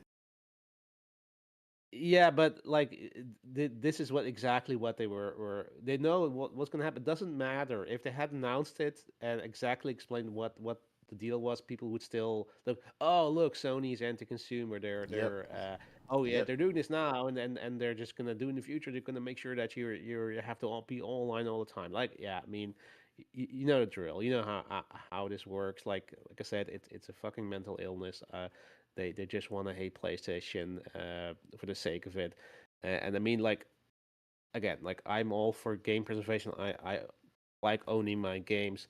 and the only place that I'm comfortable doing that right now is PlayStation because of not having an online requirement with my fucking physical games. So yeah, it is an absolute bullshit Doesn't Xbox have shitstorm. actual DRM installed? Yes, that's what I said. Like your Xbox even So I love doesn't how allow you. they complaining about that. Well, that was exactly what I just said. Thanks, Omar. Yeah, I heard you, but I had to make sure that I heard you Yeah, correct. yeah, yeah, yeah. I mean, and yes, Nintendo with their the stupid game keys, which completely ruins the entire point of having buying the cartridges of Nintendo. Like, I mean, again, like it's so stupid that they're so single focused on PlayStation and excusing anything that the other companies are doing. Um, yeah, I mean it. Yeah, what else is new? Yeah, Morgan So Morgan pointed out a tweet to me where somebody had said, "I don't want to hear anything else ever again about game key cards," and I was like, "Bro, one thing happening that number one you had wrong doesn't excuse another issue. Like again, y'all gotta stop doing that." yeah, It was yeah, just ridiculous, and like you said, on top of that, there's a bunch of check-in stuff you have to do with your Switch, or especially if you own more than one Switch, like it gets crazy. Like it, the way you have to go about it, the specific two different like the digital did like trying to have a digital physical device, like having to transfer your physical game from one item to the other, and like yeah, bro, it is a mess. It gets messy. So I was laughing when people were going through all these gymnastics. yeah. I mean that's typical Nintendo fans. They use every opportunity to somehow make Nintendo look not as bad with some of their ass backwards decisions to make. Yeah. And Xbox guys, we know what they're on about. Like they don't care. They are not the people who are screaming the loudest. Like you guys said, are not gamers. They don't game. Mm-hmm. Their entire they're yeah they're gaming tourists basically because that's all they do. They just talk about it and want to engage about it, but not really with it. And that's and they just apparently love to make us miserable. They are trying to make us feel miserable about our choices in gaming life, I guess. Um, Mm-hmm. while we are just out there enjoying games because there's so many great games to play and we're having fun and they're the guys like stop having fun because I'm telling you PlayStation is They're bad. You shouldn't be playing. Yeah. Yeah. Okay. Yeah. That's my take. No, I agree. Um, you made a lot of good points there. Omar, what'd you have to yes. So add to this topic? yes. So I told you guys I don't want even to cover this topic. I knew it's nothing burger. So here's the thing, and it's abundantly clear. We all know people don't game. Like I said it at the start of last month, the beginning of last month, when we were waiting for the tray and all this game to come out. Who have time for console wars? I don't care if you're PlayStation, Xbox, PC, whatever. Covering news, okay, but when there is no news to cover, you want something to talk about, so then you create news. They're trying to make PlayStation the bad guys. It, it's laughable. They wanna, they are tracking, what you call it, the pro, as if it hurts them personally. I'm like, the pro exists. Enjoy it or don't enjoy it, your choice. But like, it's an object. It's not alive. I I laugh at the reaction when it comes to the pro. I laugh at the reaction when it comes to everything. Again, Microsoft literally have DRM, yet you wanna point fingers at PlayStation? Make it make sense, dude. But again, these people, Morgan said it, he is not even a gamer. He is from the tech industry.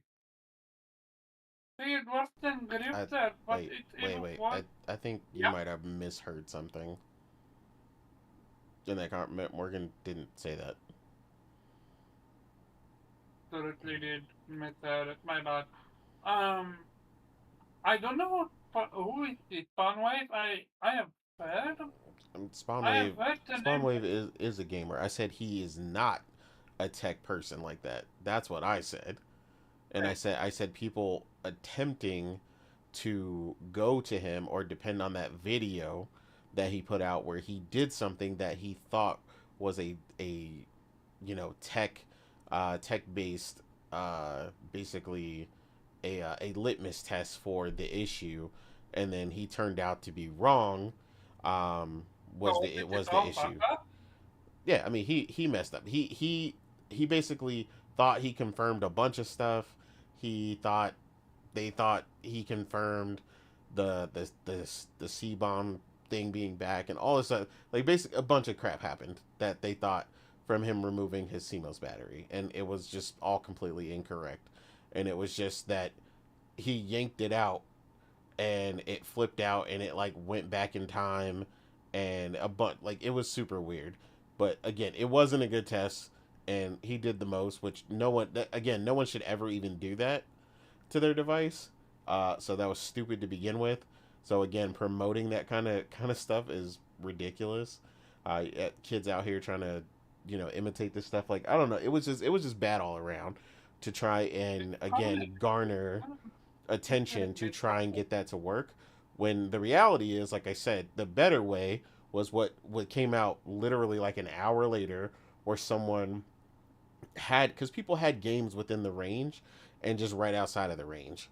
So somebody just looked at their game that they bought that was prior to the date and then tested it when it switched over and was like, okay, so it just turns into an indefinite thing after the check. But again, he didn't do all that. It was just more about the let me hurry up and run with it and try to do this thing, at as fast as possible to report it as fast as possible, and then that caused all this nonsense to happen. And like I said, even some of the major accounts, like we were talking about with Gene Park, I seen quoted Spawnwave's video. Nib quoted Spawnwave's video. Nib, obviously, at least because he actually had an interest in trying to be correct. Actually updated his tweet with the correct information and then added all the information so that people had the correct info. But of course, none of the other people really did that. Um, Gene did, at least retweet somebody else when they had the correct information. But like I said, most of these people don't have any interest in having the correct information. People are still spreading, that your games disappear and all this craziness. But yeah, it wasn't that again that Spawnwave plays games. So what you His whole thing is gaming, but he just did something to try and prove a point that inadvertently was not an accurate test. Was my point. so what you're telling me is this whole conversation is based on a person that's not even a tech guy. No, Is that what you're telling me? he's a gaming YouTuber who thought he had a good idea and caused a bunch of nonsense because he didn't have the entire story.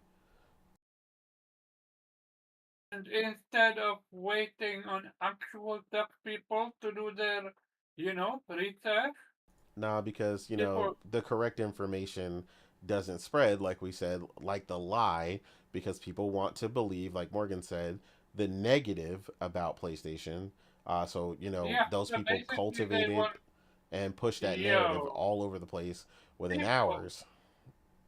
people are bored. No, this is the confusing part. Again, I'm gaming right now, and we all are game. Dude, this is breaking my brain. How, I don't know. I don't know exactly, but Not gonna lie, if something happened like this, I would go to you. Cause you're the tech person. I'd go to you, I would ask you, this is what I did. Is this the right thing? What do you think? Yeah, This I mean, I had, dude, like I said, I had the correct information after about an hour. Uh, ran Again, with with the supporting story. evidence. Ran with a story that was a false narrative and people ate it up. Yo, people need a new hobby. I'm sorry. It's mind-boggling. People are legit bored. I can't with these people. They don't game. They just want to talk about game. Yeah, like I said, a ton of accounts that are not gaming focused tweeted about it with the incorrect information as well. I had to vote on a community note for Culture Crave because Culture Crave also tweeted the incorrect information. They did not release an update or an addendum, and like that's my problem. Now that tweet is sitting there with the incorrect information, and you know, if somebody again doesn't ask the right question, that incorrect information is still sitting out there, deterring people. And you gotta, hope that people are smart enough to ask a question, to the right person to make sure they get the correct information. But Um, yeah. I need to ask with this. I don't know if it's me, but it feels like this is PlayStation kind of confirming um the whole them taking a break from PC. And the only reason I won't come to think play a game, and the only reason I'm saying it, and this legit not console war, is because look how quick they stepped in to correct the misinformation. If the whole PC thing was a misinformation, wouldn't they have stepped in and corrected directly? Mm, And Potentially, if you look at both scenarios, then yeah, I can see how you might come to that because conclusion. I saw it play but correcting Bloomberg when they're wrong. They don't just let them run with false information for a long time. Yeah. And this is not even Bloomberg. This is just some rando. I say some rando because he is not on Bloomberg level. So it's Which is interesting. why they're not going to correct him directly. If it, but if it's wrong, I don't think they would have corrected it. Yeah, I Yeah, know, but like, I'm not sure what you're trying to argue, but they're not going to respond to every rando who makes a statement that's wrong. So what they did is a proper thing they could do is just go to a major outlet like GameSpot and just give them the real story, and they will publish it, and that's that. You know. hmm but yeah, at the end of the day, what are we doing? Like, legit, what are we doing? Play your game. Who gives a fuck what's happening? Like, just game. Am I off base here? Chat, Persona for saying that word. Mm, I mean, no, But no, legit but though. like we said, there's a ton of people who have a vested interest in, constantly their number one concern is attempting to one up or sabotage PlayStation at any given time frame, regardless of what they're doing, where they're at, no matter what. So, I mean, that's why it's spread It like that. just, it just feels tiring, dude. I mean, it is. I don't know, maybe it's just me. Maybe I'm just having way too much fun gaming between, what I you mean, call it, that should be what a lot of people are having too much fun doing right now, but a lot of them don't really seem to be. So, Pragmata, playing this indie game. I have two indie games that I want to finish. Like, I don't have time. for this nonsense. Like you guys know, I love talking about gaming. I love covering news, but manufactured news take away from actual gaming time, and that's my biggest issue out of all of this. Yes, misinformation is a thing, but do you do during this? And believe me, I fall for misinformation way less than before. Before I was such a noob when it comes to misinformation. But even now, I do fall every now and then. But I don't know. It to me, it's like until someone big confirm it, like Bloomberg or IGN or GameStop or anybody, you gotta take it with a grain of salt. Yeah, but Tech, that's why publications that actually have something to stand for, when initially reporting on something they're unsure of, will state they're investigating something currently or looking into something, and like they'll update with further information once they obtain it, and that's the yeah, like problem. tech, like NA, you know how tech is. My PC, you know how much I suffered with my PC. Yeah, Every now and then, I'm asking you to help me.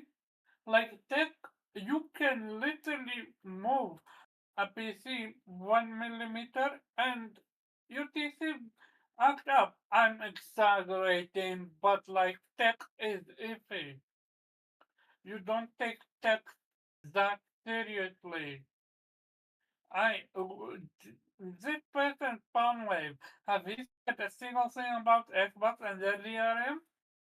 I mean, no, I I'm mean waiting. he's only interested in this because, Yeah, this is again, why I laugh at it. it was a farmable moment, and that's what he did. It was farmable moment, you said it. But yeah, people got people. They need what do you call it? They need stories. They are bored. This is why I say they don't game. If you, I don't know, and maybe it's just me, but I have been so out of touch when it comes to news. I've been gaming so much that I just don't have time for this nonsense. Yeah, I mean Again, that makes play sense. Pragmata. Play every single game under the sun. Maybe I don't know. Maybe it's just me. No, Maybe I love gaming too much. that's something most of us do, So it's definitely not us or the, the chat that's normally in here. Everybody's usually gaming, but yeah, it just it's just a mess lately. But yeah, we got past it. So um, we'll jump to this next one real quick. Keep it PlayStation just for a moment here. Just this isn't. I mean, you can comment on it if you want, but it's really just a clarification point. Because this came up at right around the time the PlayStation DRM came up. Um, you have the UK and Ireland implementing the identification, um, where you have to ID yourself, the Safety Act that they're pushing on a bunch of companies, not just PlayStation. It's just coming to them.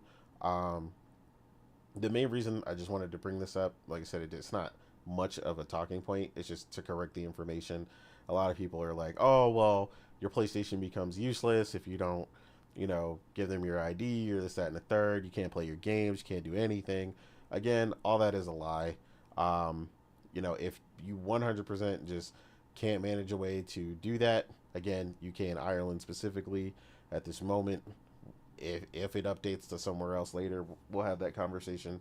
But right now, what you would actually lose is the ability to basically message on the app, because that's supposed to be the idea, is the protecting the messaging. So you would use that communicating feature to be able to send messages on your app or on your PlayStation. That is what is currently what you would lose if you didn't verify for the UK and Ireland. Um, so yeah, We lost this one. This is the frustrating part. We legit lost this one. Yeah, I mean, The I fact, don't like this scenario for any of the companies. None of these companies can adequately protect any of the information they obtain. I don't care what they say. There's already been multiple breaches in other uh, the Safety Act, companies that they've used. I think originally one of the very first ones for I want to say it was the UK, um, where they had a breach. yeah, Another, UK is what started it. That's the problem. yeah, it was all over We the place. we are fucked with this one. This is our Whoa, reality, sadly. yeah, exactly, Josh. I was like, I would just in this case, at least for now, well, because Discord hasn't pushed their stuff completely through because they got scrutiny for it, and then they used a company who was backed by Palantir, so they held off. And like you said, so right now, that would be the move, right? You could essentially just use Discord at the moment and just keep it pushing, right? So yeah, like that would be the limitation. It's not crazy, but again, it's not fun. None of us like this obvious lie that global governments decided to get together and tell. Talking about they're trying to protect the children, calling it the Protect the Children Safety Act. But yeah, Which is that's what you bullshit. would lose. Oh yeah, it's complete BS. Um, but yeah, I just wanted to clarify what it was, and then I'll let you guys uh, jump in if you wanted to add anything to it. Weeb, did you have anything you wanted to add concerning the UK Ireland Safety Act Yeah, implementation? it's it's. I mean, I've been following that for a while. It's pretty insane. There, the way to To actually it's verify. yeah. I mean, with and they have like no regulation really on the verification apps, and they're pretty notorious for being Breach. breach. Yeah, Mm-hmm. they're not secure at all. Agreed. Um, and it's all like, oh yeah, to protect the children. It's really just for it's literally for control because Yeah. they have done that because of the political situation. They're the inconvenient conflict in the Middle East. Where they weren't able to control the narrative, so because literally, yeah, like you also need to verify if you want to see news. But war, you want to see images that are explicit, like showing you casualties, war, but literally even talking about they want to control because they're losing control over young people because they're fed up with the bullshit. Exactly. That's the problem. They're yeah, yeah. And Yeah, and even like it discourages adults from accessing it because if you wanna if you have to verify yourself to just read the news, like you're not gonna do it, right? Because and with good Yep. reason, because you can't trust them with that data, but with your IDs, because they literally have no they have no security. Yeah. And I'm kind of concerned that not like you know the rest of Europe, they're also trying to implement something similar. Mm-hmm. They also have recently they have sort of European sort of electronic ID, Yeah.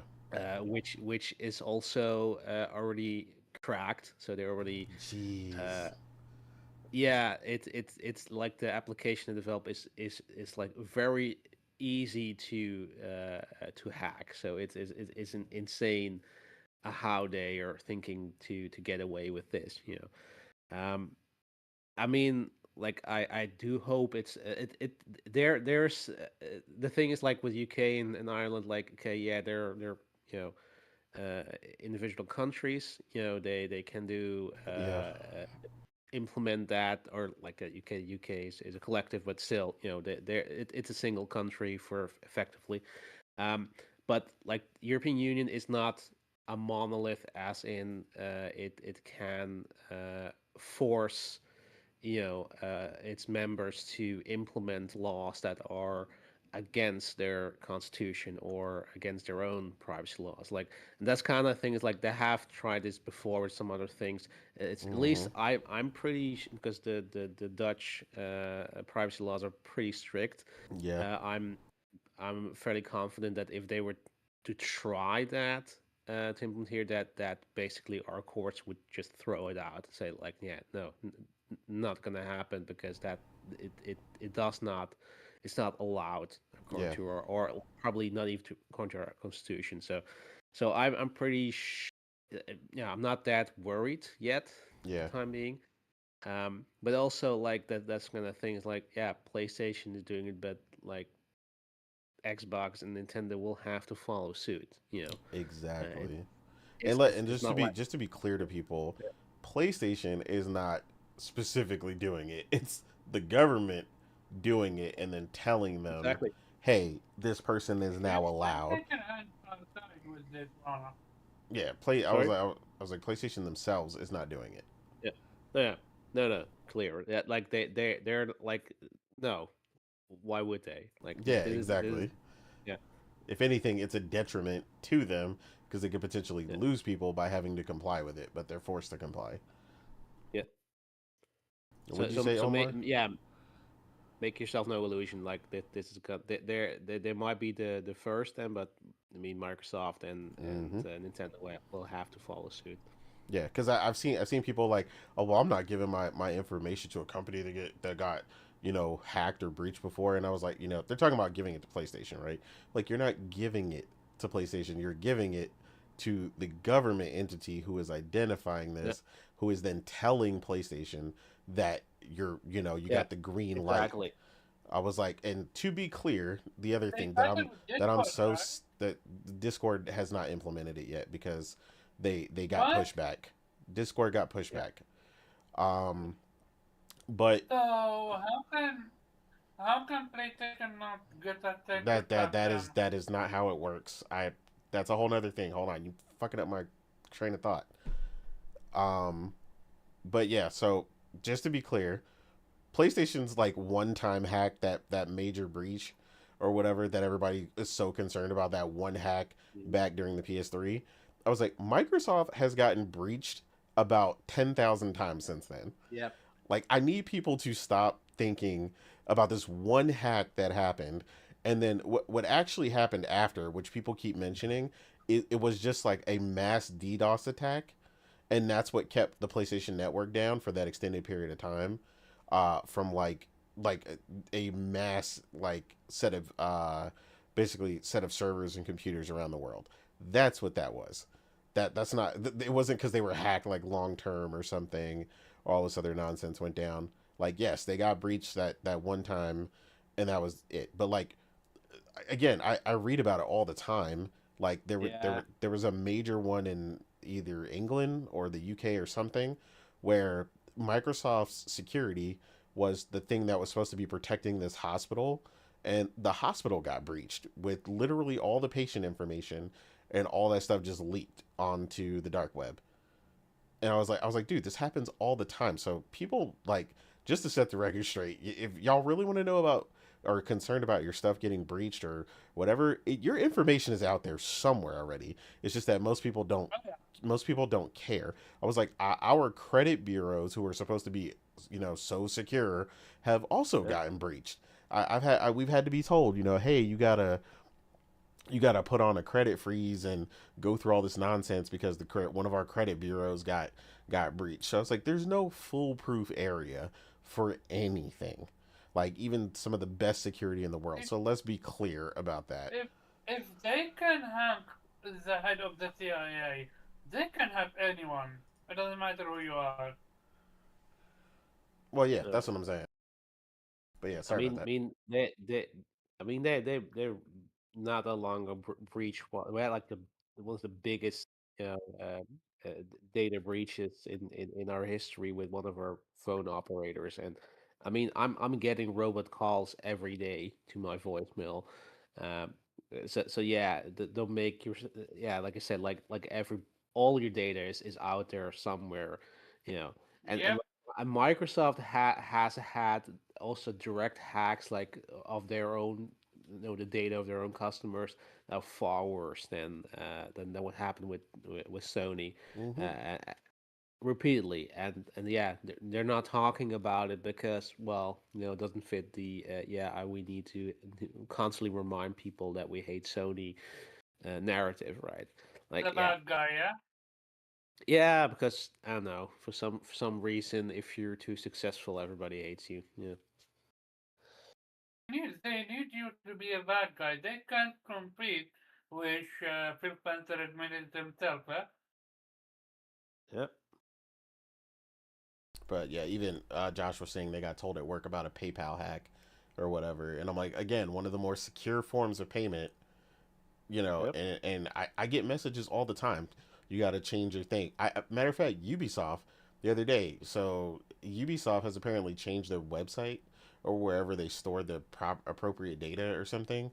Um, so I got a message that like, oh, you had a confirm login from a new location, and it was like Vietnam, and I was like, well, that doesn't make any sense. And then I look, and it was like, oh, there was like another one from like Kazakhstan or something, and I was like, oh my god.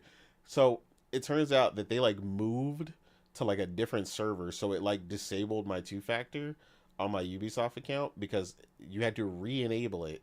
It's like you log in, and then it's like, hey, we've moved everything to this new site, Ubisoft icons or whatever. I don't know, whatever the hell it is. So then, I have to go through, get to that, then turn my two factor authentication back on. So I had to go there, and first rule of thumb, number one, even if it looks like a legit email, don't click on the email. Just go to the Yep. website yourself, and then reset your password and stuff from there. Which is what I did because I was like, you know, they got plenty of ways to make a email look legit. This is direct from Ubisoft. Now, it turns out it was a warning directly from Ubisoft, but still, like you said, go to the regular. I went to Ubisoft Direct, logged in, changed my information immediately, and mostly like I always tell people, speed. You see that stuff, get to it, immediately, so that they don't get into your stuff and start changing your email addresses and doing all this craziness. But I was able to get back in that. But yeah, that's a prime example of another thing that just Ubisoft did something on the back end, left my account wide open when I had two factor. And it's like if I wasn't paying attention to my email at that moment, I might have lost my Ubisoft account, stuff like that. So yeah, these companies, like you said, they're getting hacked all the time. There's a bunch of stuff. It's just like information security is a booming business for a reason because honestly, it's tough, especially with um, the way with AI, funny enough, being another element of an attack, right? Somebody was stating how like someone could use AI to basically brute force at a level that used to require a ton of people, but now with the right algorithms and stuff in place for the AI, they could bombard a server or other things, in a manner that is unprecedented, unlike anything we've ever seen before. So it's like this is the stuff they're battling. But yeah, just to be clear on all that good old uh, issue going on with that. But yeah. Sorry. Did you have anything else you wanted to finish adding weed before we move to Omar real quick? Nope. Cool. No. Omar, did you have anything you wanted to add? No, I had it. Welcome to AI. We talked about it. I'm not talking about AI. I was mentioning something about AI hacking. He's done. Okay, that's why I was like, what? um. Okay, but yeah. Next up, so we had the That Xbox. AI, that AI, that AI about the hack. We talked Yeah, about. Omar, we're done. We got you. Yeah, no. I kind of just say did one thing. Yeah, more, Nathan, we said it. Your information already out there. I know it because I also get calls all the time from providers. I made one single mistake trusting an actual internet provider personnel. It fucked me up beyond belief. Me and my mom till today. So yeah, that's just funny at this point in time. But yeah, I do think we can move on to the next topic. Yeah, all good. Yeah. So next topic here. Moving on to the Xbox revenue reports. Um, and basically, the story that actually tells, because that's the real factors here, right? There's all this, what Asha's doing, what she's not doing, reevaluating, but then, there's the actual facts of some of these interviews, right? Where, instead of just their reevaluating exclusives, the reality is in the actual interview, where she was stating, she wants to make a data driven decision, right? And, obviously these revenues reports coming out tell a very specific data decision that nothing in this data supports them going exclusive, right? Not if you're going to make a data driven decision, right? Um, you don't want to drop revenue while revenue is down. Like, why would that would just lower your revenue? Um, so, especially given how well some of these titles sold, especially like we were talking about the Forza series in particular, selling like hotcakes. Forza Horizon 6, if it as good as it's supposed to be, again, another game coming a lot sooner than Forza Horizon 5 should just go crazy on PlayStation. Um, I've seen some, information where people are stating, what they could or couldn't do, or what they should and shouldn't do, as it pertains, to Xbox and, their decisions going forward with, exclusivity. And it's like, look, there's a couple things that are the reality. It's like, doing something for moral reasons or, morale of a fan base you have right now that ultimately can't support the brand, right, would be a mistake. And that's where, I've got some conflicts with some of these things where people are asking for exclusivity back and things of that nature. Um, I specifically had one of my mutuals, and like, look, I don't disagree with what he put, what he essentially put up, right? Um, about what he wishes, uh, they would do or what he thought they could do, to kind of bring things back. He said, I love seeing people, play games they otherwise wouldn't have, but I also want to see Xbox stick around and keep making hardware. And he says, I think they need to have exclusives to give people a reason to buy Xbox. He's one of the few people, at least, where at least he was on the right path. Where because, like I said, that if you are quote unquote exclusive and you're still including PC and Xbox in that, then you're not exclusive. Let's be real. Because you're not going to convince me to purchase an Xbox if you're still on my PC. Like, it's just not happening. Now, Yeah. like, that's just the reality. He says he thinks all live service title games should stay multiplayer. Forza, Diablo, Sea of Thieves. He says except Halo, because Halo is the goat. He says, and he says I'd keep all Halo games on Team Green. Personally, honestly, I don't think that has the pull or the power that he believes it does. And again, I've had this discussion with diehard Halo fans, and I'm like, look, Infinite came and went, and then it died. Like, let's be real, Halo is not this shutdown time. Like, I think people get stuck in this mode, right? And I heard this on Brap the other night where he went back and was like, I remember when Halo was this, this, and this. Halo is not that anymore. Yes, Halo popularized first person shooters on consoles and did lots of great things, back then. We're not back then anymore. Like that, like, Logic told him that was 25 years ago, bro. We're not there anymore. Like, yes, They're stuck in the past, eh? yeah, it's just stuck in the past. I'm like, Halo is not that anymore. And it's like, realistically, I'm like, what exactly could they do to get it to that point again? Because I'm not sure it'll ever be at that point again. Um, so to me, Especially with how 343 is being handled, well, the Halo amount of Studios, they're not 343 anymore, but I know what you mean.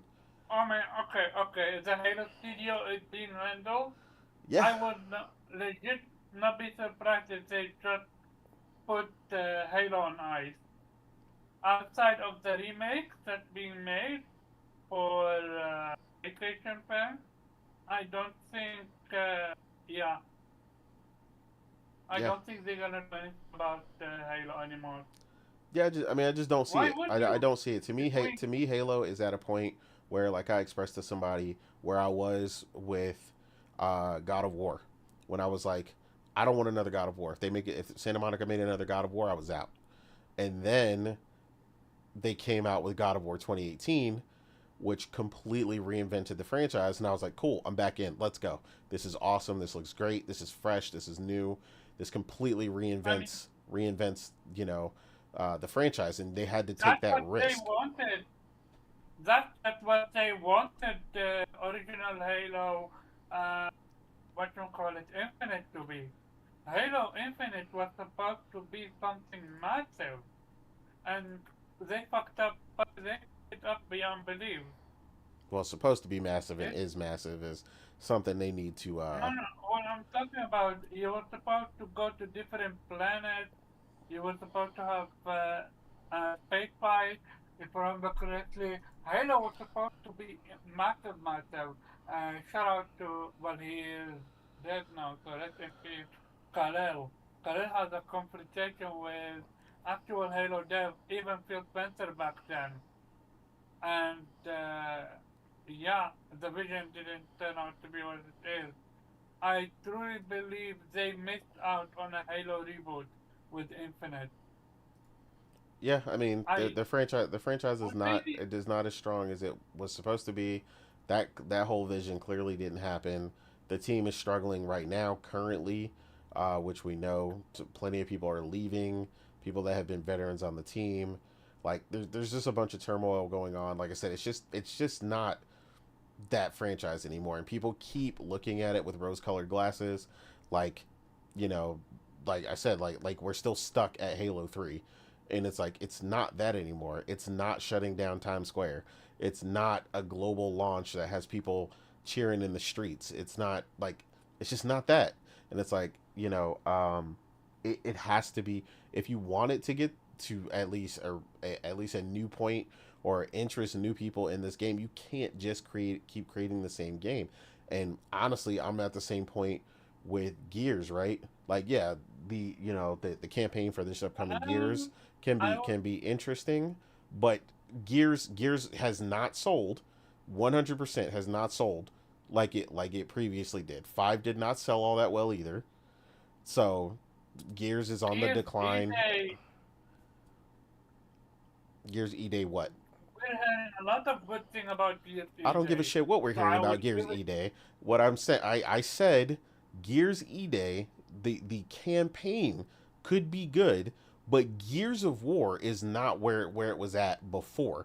Gears was like having online tournaments. It was in MLG leagues. It was all over the place. I'm talking about multiplayer longevity, shit that you don't care oh, about. you're talking about multiplayer.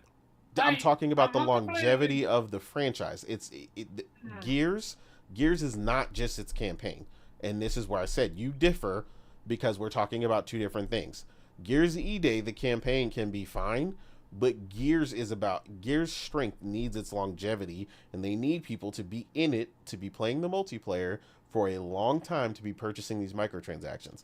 And I don't think it has that staying power if it turns out that Gears E Day's multiplayer is still just more of the same. So that's what I'm talking about. hmm, So I don't think it has yeah. that staying power. Um, again, like Gears of War back when it was Gears of War 1, 2, and 3. Again, around the same type of time frame as Halo, right?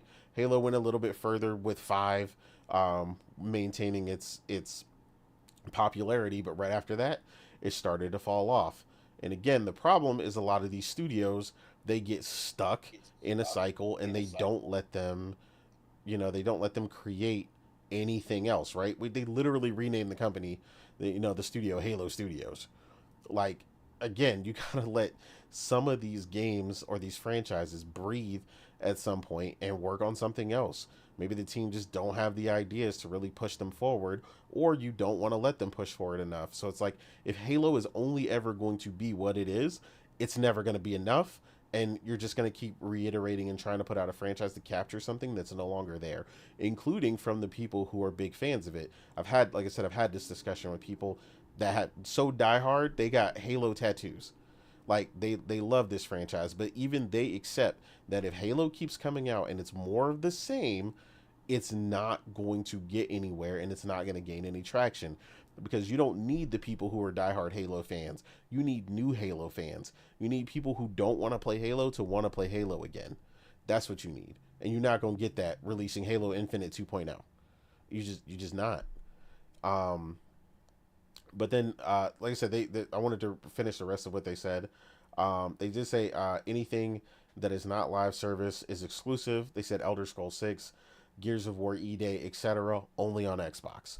Again, my problem with that point is I don't think Microsoft is not about to eat the cost of what they could make with those games being multi-platform.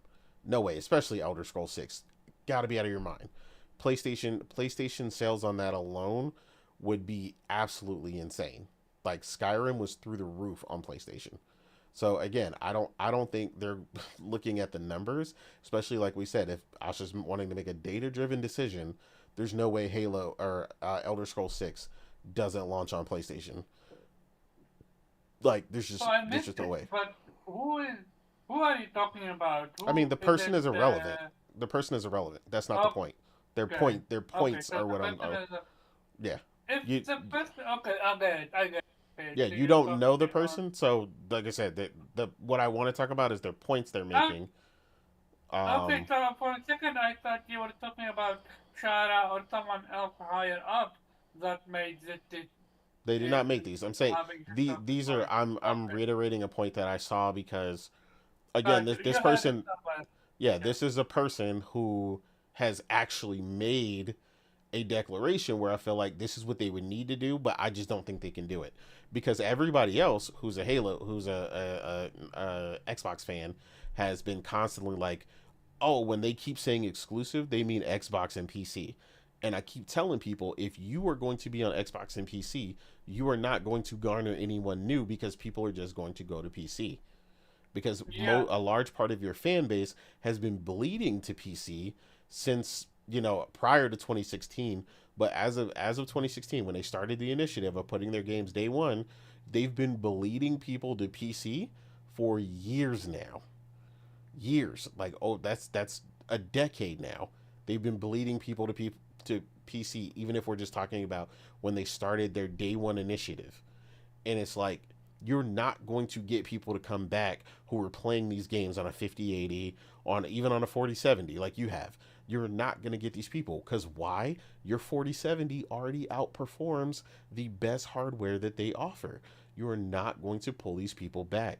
And like I don't know why they Not only think they that, will. all their people, their influencers are literally on PC. They dropped Exactly. Xbox.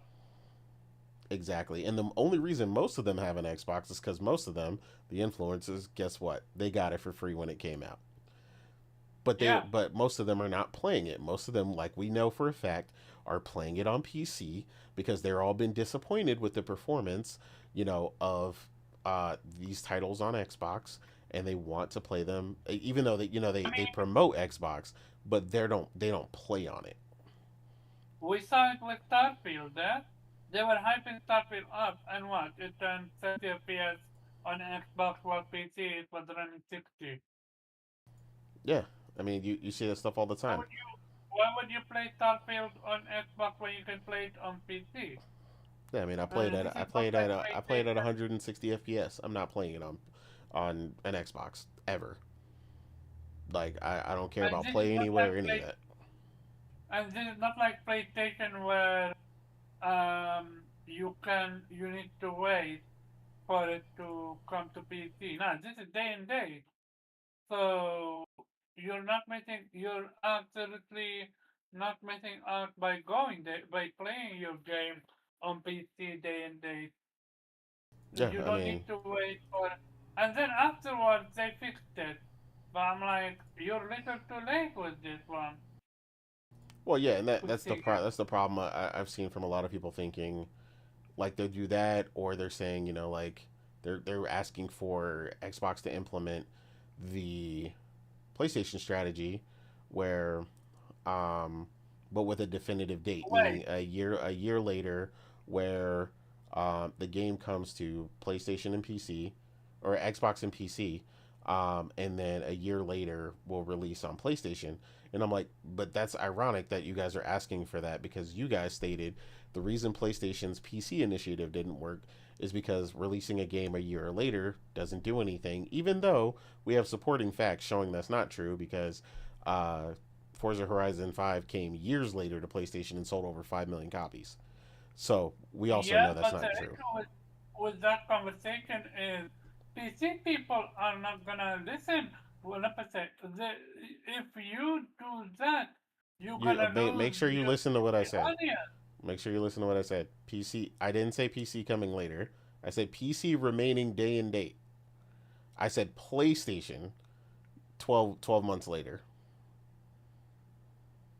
Oh, I mean, That's what I said they're but asking for. but again, that makes no sense because you can still do it to play it on PC. Like Exactly. most people, I'm sorry, but most people on PlayStation, like me, Morgan plays on GeForce. I play it on my PC. Yeah.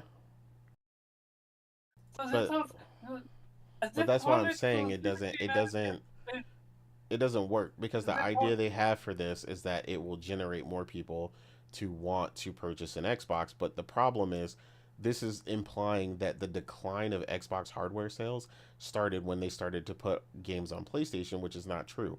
The which is not the decline case. the decline of Xbox hardware started years before that even When happened. they put the games on PC, I mean, even before then.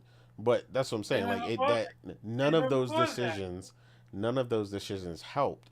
So that's why I said in his case, he's asking for them to be only exclusive to Xbox, which I said is the right thing to ask. But the problem is, it's too late to ask for that, because I don't think they want to sustain the losses that making a game like Elder Scrolls 6 exclusive only to Xbox would cause. That would be mass hysteria. Like, I'm talking about, they'd probably burn the building down for Bethesda, because number one, Bethesda is a PC first company. So there's no way PC dudes are standing for an Elder Scrolls after waiting all this time for Elder Scrolls 6 to launch and not be on PC. That would be absolutely insane. You'd be foregoing millions upon millions to potentially tens of millions of sales. You would be literally out of your damn mind. So that's why I said, like, I get it, like what he's asking, but I'm like, again, that wouldn't work. Um, and then he says anything that has yet to ship, I would align with the above. So Halo campaign, Evolved, and Fable, I would cancel the PlayStation versions. Again, you're asking for stuff you can't do. There are commitments in place when these things get announced that are already in place, that are contracts. And again, people keep saying these things, and I'm like, you can't just cancel or back out of a deal that you've already, the ink has But dried.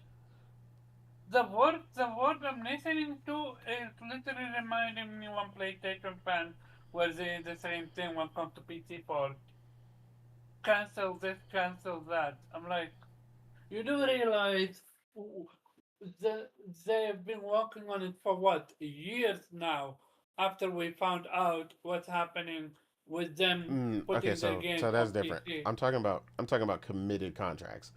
Ghost of Yote Yeah, has but it not is has not committed. Yeah, no, I get it. I Ghost of get it. Yote has no commitment to PC. So them canceling last minute on the Ghost of Yote port, as we heard, is not the same No, no, thing. no, no. I'm not talking about Yote. I'm talking about when we found out Horizon Zero Dawn is coming to PC. People like cancel that shit. I'm like, they're not gonna do that. They have commitment. That's what I'm talking about.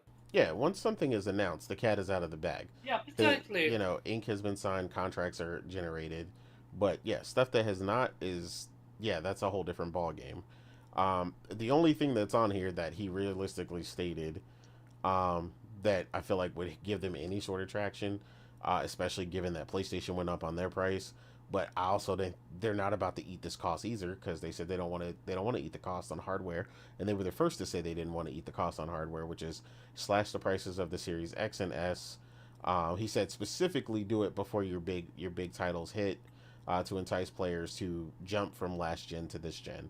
Again, I think that's obviously a great idea, but I mean, if you do that, that's something that the competition can easily match. So I don't think it's going to be as successful as you think it is. Nor do I think they're going to pull any of these titles completely exclusive, especially when you're looking the fact that she said she wants to make you know, data driven decisions, and she hasn't committed to anything yet. And the data shows that you definitely want that extra revenue that's coming in from PlayStation. And I think even though Forza Horizon 6 is coming a couple months later, it is going to absolutely show the reason why you don't they don't want to remove those titles from PlayStation, given the amount of revenue they'll generate. The only thing that would slow the revenue or generate a small amount of revenue if um, would be if they release Forza Horizon 6 on PlayStation right next to GTA 6. Now, because we don't have a locked in release date, so that would be a big mistake. Um, but yeah, like I said, I don't see a world where this is going to happen. Obviously the revenue being down. Like I said, Microsoft reports 7% drop in gaming revenue and 33% drop in Xbox hardware revenue, which is crazy because obviously, as we know, their hardware revenue has done nothing but gone down and down and down and down consistently. Um, so yeah, I don't see where there's any room for removing any of the current strategy outside of the fluff that Asha has been doing lately, changing the logo, them getting Xbox emails, whatever, but doesn't do anything for you as a user, but whatever. But yeah, uh, Xbox revenue, the story it tells. What are you chiming in on here, Omar? Um, we just talk about it. Like I don't think um so here's the thing, and I'm gonna go deep up with this one. What happened to Phil and his vision? All of a sudden, people are deep throating Asha vision. What happened to you guys deep throating Phil vision? I thought Phil was the end all be all. What happened? Yo, it's so wild. They are legit fucking sheep. They don't have their mind of their own. Yo, Lana, this is laughable. Like, Innate, you know me, how many times have I disagreed with PlayStation? All the time. How many times have I questioned their... Like, I'm a gamer. I fuck with PlayStation, yes, but at the end of the day, I want what's best for me.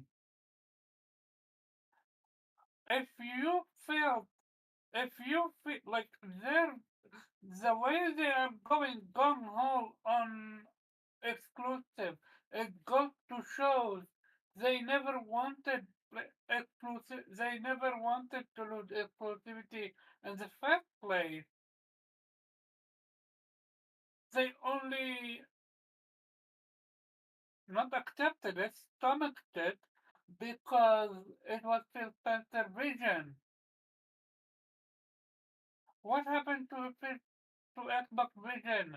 And we are stuck in the past and we need to move on or we'll be left behind. You remember that quote? Yeah, I remember it. Yo, uh, that was mind-boggling me because at the end of the day, would you not want what's best for you? Fuck the company. The company is gonna do what company is gonna do. But don't you want the best for yourself? And again, for the company, it makes no sense to stop. The amount of money that cost them to put their games on PlayStation, you think they're gonna stop? They want them to stop to drop not Gears, Fable on PlayStation. They want to stop that. I'm like, you do realize they're making it, they already announced it. Okay, with Gears, I can see them making it exclusive because they haven't announced a PS5 version yet. kind of like how with God of Yote, they didn't announce it. They could have been working on it and then scrapped it all Yeah. together. I can absolutely see that. Would it be a mistake?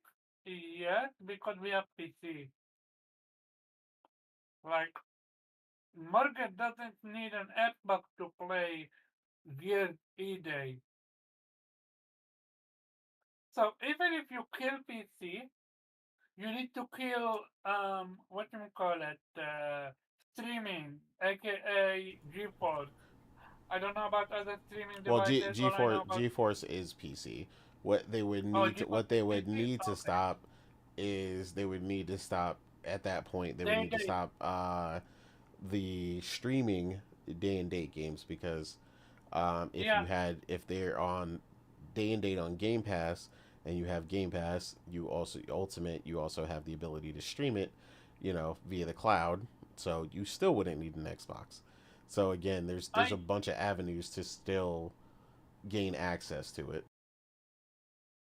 I don't think you're gonna be able to fix Xbox if you keep Game Pass because in order to survive, you need console sales. How do you get console sales? One, exclusivity. Two, what you call it? You got to Game create sales. great games that are going to Y- have people actually wanting to purchase that box in the first Yeah, place that are worth that's the another price. thing. Yeah, and at Um, $650, most people ain't gonna be interested. I'm gonna tell you that now. yeah, not even for Fable or Gears or whatsoever. Especially when you can get it on PC. Like literally how we go back to the PC all the time because PC literally killed Xbox. It wasn't PlayStation. It wasn't Nintendo. It was PC. PC is the death of Xbox. And they're now focusing on the exclusivity, which is, again, the wrong vision to focus on. Well, Josh Do you said it in think, the Josh said it in the chat that day and date on Game Pass has to die, and it's like it's funny to see a bunch of the Xbox guys agree with that.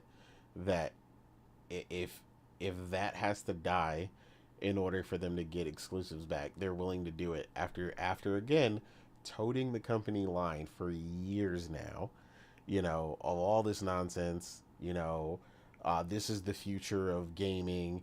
PlayStation's gonna follow suit. The whole slate, PlayStation's coming, blah blah blah, and now it's a whole flip up and a whole switch up, you know, uh, entirely to like, no, we gotta go as exclusive as we possibly can. We need console sales. All the time we were told, why do we care about console sales? That's the old metric. Only PlayStation guys care why do about we that. care about gaming sales? Why would we cover the game sales? It's just a UK. It's just digital. All the time.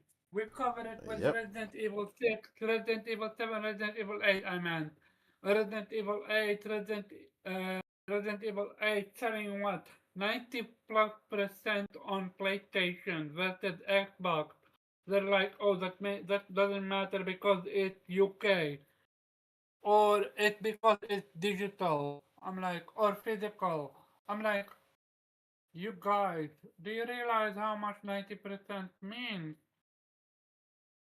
Like, you guys have no leg to stand on, and especially with, I think Sharma, uh, Asha is screwed. Here's why. She needs to make these hardcore decisions, eh? But how can she do that when she doesn't have Microsoft backing? Because Microsoft is no longer going to support Xbox with a big purchase like ABK. Am I correct or wrong about that one? I mean, we don't know where they stand with that. As of right now, though, the main thing we know is that number one, they're not going to make any. There's no other acquisition to be had at that level. So you're not wrong at that point, but that's not so much because they're not supporting them for that. It's because there's no other entity at that size that is going to sell to them, even if they had the money. and they're not Microsoft is not going to spend that kind of money.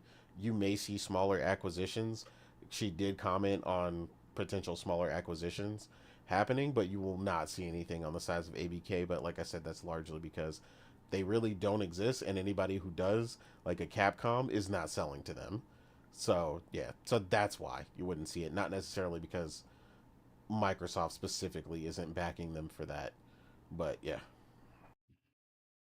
Yeah, yeah. At the end of the day, Asha have a lot to work on. She have a lot for her. I wish her all the best. Don't listen to the Xbox community because they are a bunch of sheep. They don't know what they want.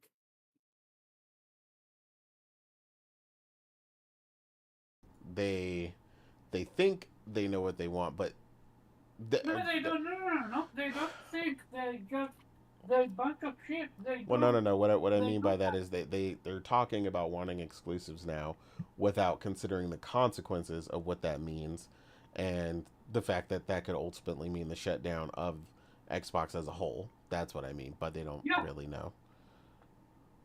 But yeah, Weeb. If they lose PC, it's over. Yeah, so I mean, I don't think any of that full exclusivity crap is gonna happen. So we'll see.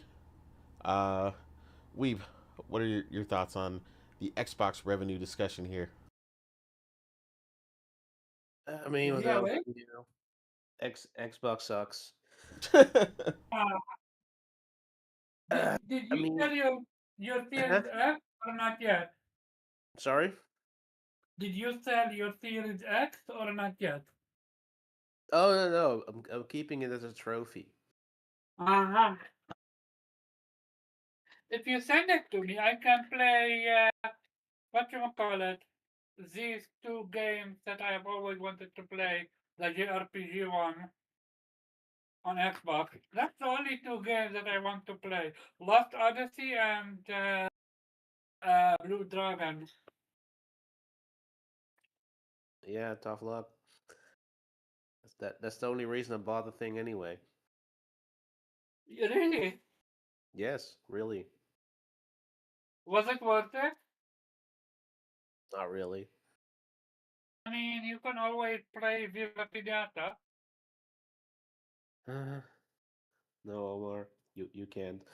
Um, but yeah, I mean, what else is new? People are delusional. No way in hell exclusives are coming back, and they're falling again, hook, line, and sinker for Asha's bullshit.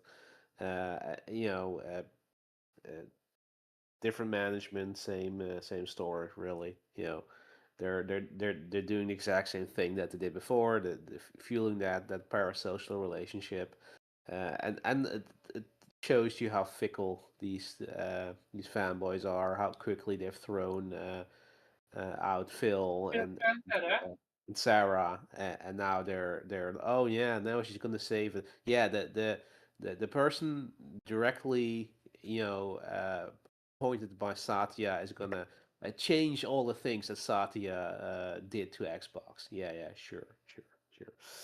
Yeah, yeah. If you believe that, I got a bridge in Brooklyn to sell you. Yeah.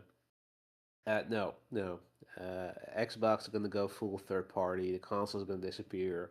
They're gonna release a PC next. Exclusives are there to stay. They're probably gonna double down on that. Like everything's gonna be day and date. Like nah, nah. Yeah, don't count on it. There's no comeback for Xbox. That ship has sailed.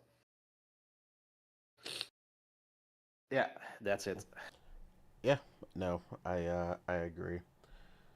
Think it's just too little, too late, man. A lot of people are wanting to say or enact plans that we brought up years and years and years ago, and people woke up too late. Like I said, a lot of people are waking up to things that we told them that Xbox should have been working on and have done back in 2013. They're waking up to the fact that Microsoft should have stopped, or Xbox should have stopped acquisitions after Bethesda, like we told them. Like there's so many things like in hindsight that they're realizing now, but yeah, it it is what it is, man. We LBK, tried to tell them. LBK. was one of their biggest fuck up, Yeah, it was. But I which mean, here we stand. prompted PlayStation to buy Bungie, which set the whole ball rolling for PlayStation and their whole vision when it comes to live service. And despite all those mistakes, PlayStation is still outselling them now, basically 3-1. It's probably soon to be four Despite to one. PlayStation fuck up, PlayStation have had a lot of fuck up this generation. Yep. But a lot like people say about a zombie apocalypse, all you got to do is not be the slowest one. So, they're going to eat the person who's last. So, as long as you're not, that person, like, yeah, you're good to go. You're going to get away. The zombies are going to eat the slow guy. And that's kind of the whole thing that's going on here. Um, but yeah, one of the other big things that came out, we'll probably talk about that ID showcase thing because at another time because that was whatever. But something that came out here What recently, trash! Yoshida had an interview where he talked about Jim Ryan basically firing him and demoting him to that the indie position he's so famous for. Um, where he still did a lot of amazing work for PlayStation. Yeah, Which not telling us nothing we didn't really know. He talked about his final initiatives before he left, his main position overseeing PlayStation Studios, where again they had some of the best games in history come out for PlayStation. Yoshida really had an eye for quality. Clearly, we talked about that for years when we talked about what was Xbox missing and why we kept saying why telling people that having money alone is not enough. Because if you don't have the eye, you don't have somebody who has that discerning eye who could tell quality at an early stage to really know what to make and what to continue making. And Yoshida was an integral part of that for PlayStation. can arguably say he revived God of War. Yeah, I mean he's the one that canceled whatever they were working on before and put them on to God of War 2018's path and all the other things. He's done so many things. He's the one who also went out even later, even in his indie role and got PlayStation to recognize the greatness that was Stellar The Blade. Stellar Blade. Yeah, that was my which was my runner up to Game of the Year when that came out. Phenomenal game, huge opportunity for PlayStation to work with them and cultivate that studio and get that timed exclusive for themselves. An incredible game, one that became better because of that partnership. Sure, he got okay now. Yeah, I mean, I'm getting to all of those. I mean, he did a lot. He did a lot of stuff. Yeah, Um, the China Hero Project, which is another thing that really started under him as well, which fostered other projects, right? Middle Eastern Project, and so on and so forth. Yoshida is an incredible talent. So to kind of hear that and see, basically, he didn't specify, but he said, Jim Ryan basically asked him to do something that, he basically said no. He asked him to basically do something, stupid, essentially. Um, and he's like I'm not his doing biggest that. question was what was the request? I mean, I imagine it How has many? some. I imagine it has something to do with pushing a lot of the studios towards that live service initiative, which is why he just got him out of the way. And Herman, walked in and was like, "Sure, I want the position, so I'll step in line. I'll do what you say." And then obviously we got a lot of these mistakes with these mass amounts of live service pushes that eventually got canceled or cost PlayStation a ton of money. Um, for games that either didn't release and got canceled, or a game like Concord, which costs at least bare minimum about 200 million. The alleged total is 400 million, but at least cost them 200 million. Um, and so on and so forth. And this is alleged why Yoshida basically said no, because he was like, that's not PlayStation, right? That's not the quality they stand for, and so on and so forth.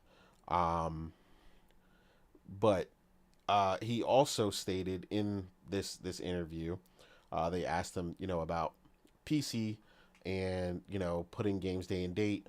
And he also stated, because he said that PlayStation's strategy, and this is the one that a lot of Xbox guys had tried to push out there, was that it didn't. He felt like it didn't really harm the brand, what PlayStation had done. But then he also stated that PlayStation Day and Date would be a mistake, and it's not something a strategy that he would implement for a first party platform holder like PlayStation. So it conflicted with what a lot of guys wanted you to believe, is that he felt like PC didn't really cause a thing. That's not what he said. He said the way that PlayStation was doing it, he felt like it didn't have as much of an effect. Um, but again, it had some, right. As Logic famously likes to say, the effect, or the deterioration of the brand was not zero, right. So whatever it was, whether it was one, whether it was 40%, whatever, the reality is it wasn't zero, because like I said, I've seen plenty of people, the moment they heard that PlayStation was pulling back from first party tentpole single player titles from PC, tons of people who were like, "Oh, I'll just wait. I have no problem waiting. I'll just play their games on PC." Made sure they went out and they got themselves a PlayStation or a PlayStation 5 Pro immediately, and that is the effect that you actually want. So again, if PlayStation is paying attention, like I said, they should be. They would know that that was the correct move. And now you It's can almost as an tease. exclusive sale. Almost. Yeah, you can tease some of these people, but the reality is, like I told people, as someone who's been on PC and knows how for since the 90s, and know how a large part of the PC community behaves, there's a reason why year over year they were getting nothing but a decline in sales, moving their games to PC. Um, their single player titles specifically, and then but their titles continued to be pirated, to hell and back. Um, but those sales were constantly decreasing. That novelty wore off because they just expected PlayStation to show up. Now, when you yank that away and someone expects it, and you're like, nah, no more. We showed you our hand. We gave you a taste. Now, if you want the rest of it, guess what? PlayStation is pulling back. So no, if you get a Project Helix, you ain't gonna get none of this. If you get a PC or you got a PC, you ain't gonna get none of this no more. And that's what PlayStation needs to stick to. Whether or not, like you said, we actually get confirmation of that, whatever. But obviously, we'll know over time. When Ghost of Yote ultimately doesn't come, we'll know for sure. But yeah, just a combination of things that came out via the interview versus some of the discussions that were out here. What are your takeaways from some of that, Weeb, from this Yoshida interview and some of the statements that were made? Well, for starters, I didn't read the interview, and Okay. you do have to be careful with those interviews where people run with some things. Oh, you should have said that, and no, the actual quote is this.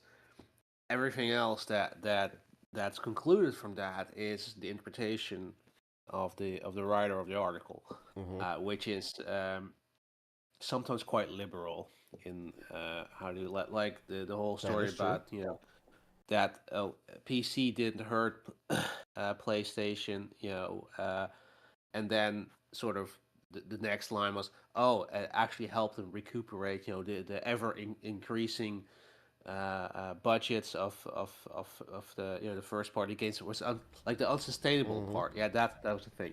Like Yeah. you should have never said that it was unsustainable, right? But that was the conclusion of the author of the article, and that Mm-hmm. was put in sort of the headline, or at least the the tweet, right? And that was what people were running with. Oh yeah, no, it's Sony needs to put their games on PC because they can't afford not to. Which is yeah, again, like the reason why nobody trusts game journalism, because yeah, you can't even give a fucking interview, and they're gonna use your words to shape a certain narrative that's completely like not what you said. It's the whole you say I don't I like pancakes, so oh, that means you hate waffles, meme. like it's a completely different sentence, you know.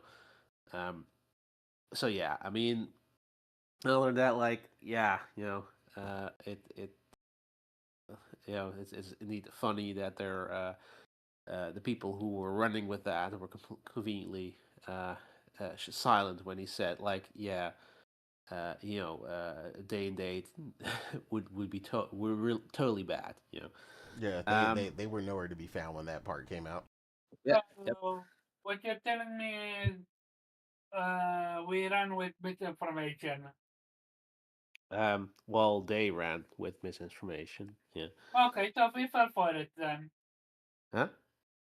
We fell for the Well, no, I misinformation. don't know who we is. Yeah, I don't My know. statements were I mean, correct. we covered it, so I don't think you're again. I think this is a listening problem again, Omar, where you're hearing the wrong thing. We was correcting part of the information that was interpreted by the writer, which he specifically outed as an interpretation, and then he said Yoshida said this part and this part. So no, it is not. We didn't run with the misinformation. What I said was accurate. He's just saying there were other parts in the interview where the writer interpreted things, saying like it was unsustainable and all this other stuff, and that is the part that a lot of other people on Twitter ran with. okay, So gotcha. no, the entire article is not a lie or whatever. Mhm. no. It's not yeah, not a black and white situation, Omar. It sometimes there are shades of gray.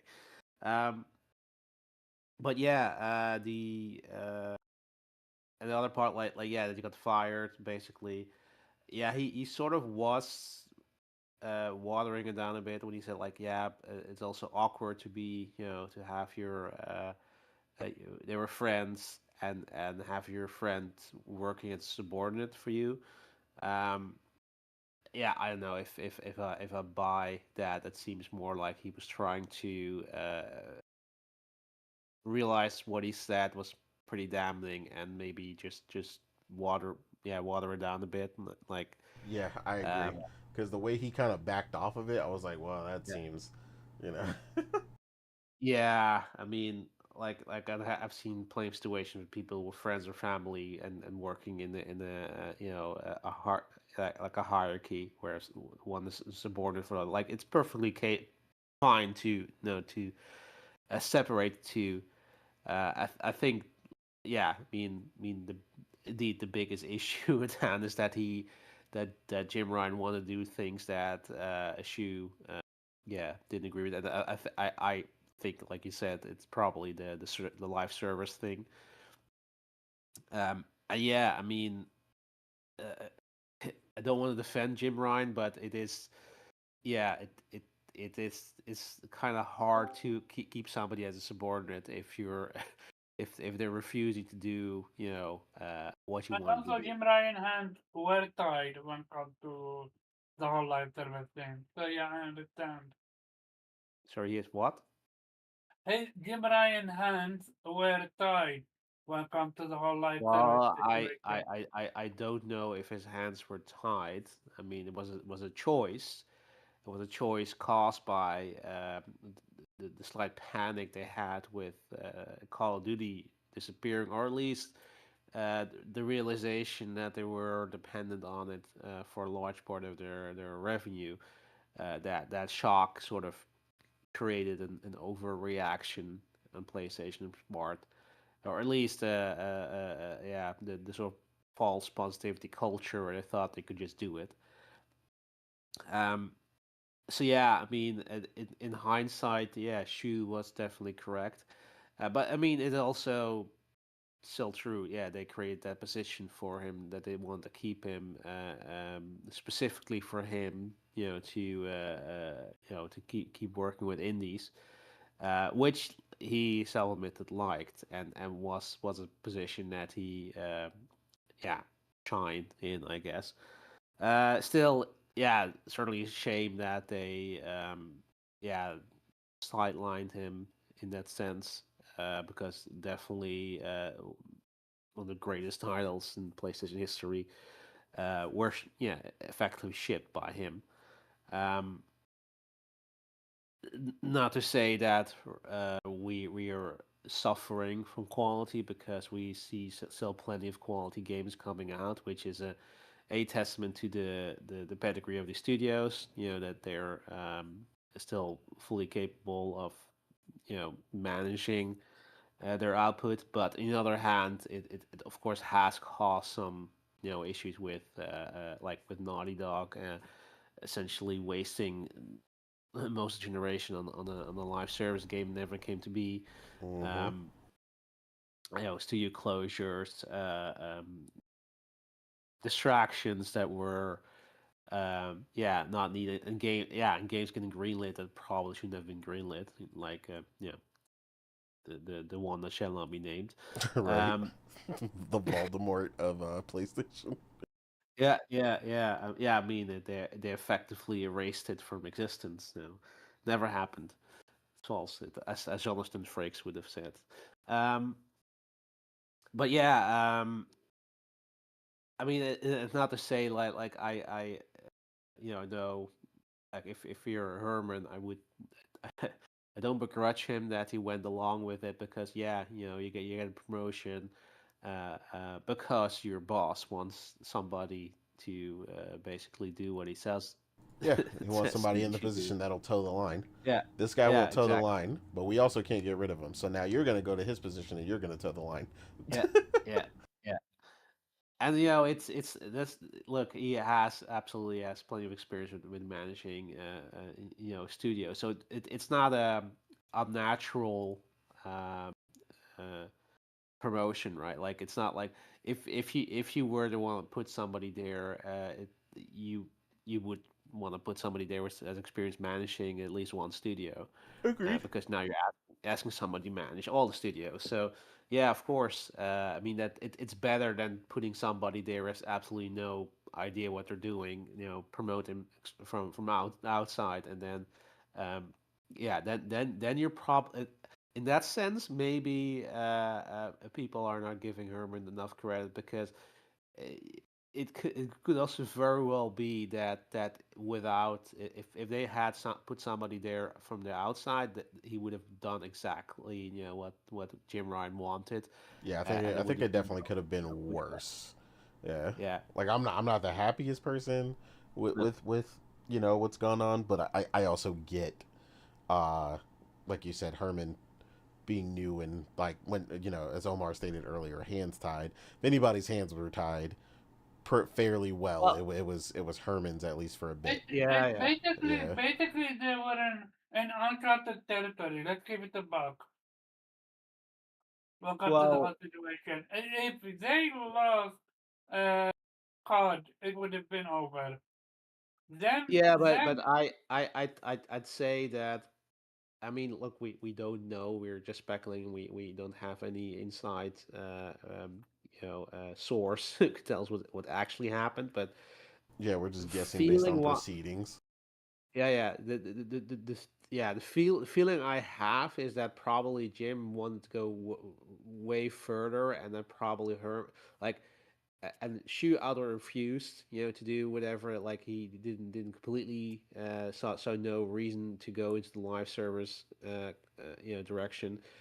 So he replaced him with Herman, and Herman was like, okay, sure, but he probably also sort of tempered those ambitions. Was like, yeah, let's not go all the way. Let's make sure that we still have that balance with our first party game, the single player games. So I think in that sense we might not give him enough credit that he also ensured that PlayStation, the studios, endured in a way that we know, and yeah, now we're sort of seeing the shakeout phase where, yeah, a lot of these live service projects failed, or failed to be realized, and we're sort of back to normal in a sense. Like, yeah, not entirely. They're still going forward with some of these games, and they're probably still going to keep trying to make the next best hit, because if it does hit, it hits.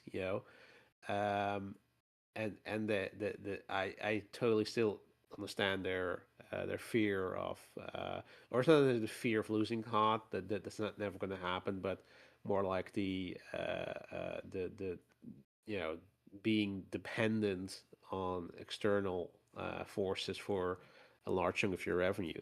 But I'd say that like I said, the fear is of losing COD is completely gone now because they're pretty sure that's not going to happen. I mean, it this it probably sooner what would happen is that the entire like Activision will cease to exist, and there will be no more CODs rather than COD being removed from PlayStation.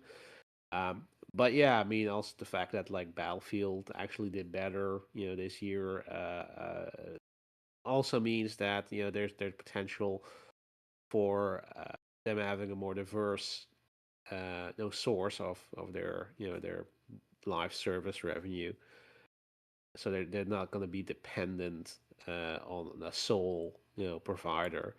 um, but yeah, that which also may temper their expectations for their live service games. Like if COD is no longer gonna be that money maker in the future, and you need that from you're gonna get that from multiple games, then your service game doesn't have to be the next COD. It can be any one of those games. Like your the sales expectations can be more in line with those than with what COD had in the past. But I mean that's we don't like that again, the speculation.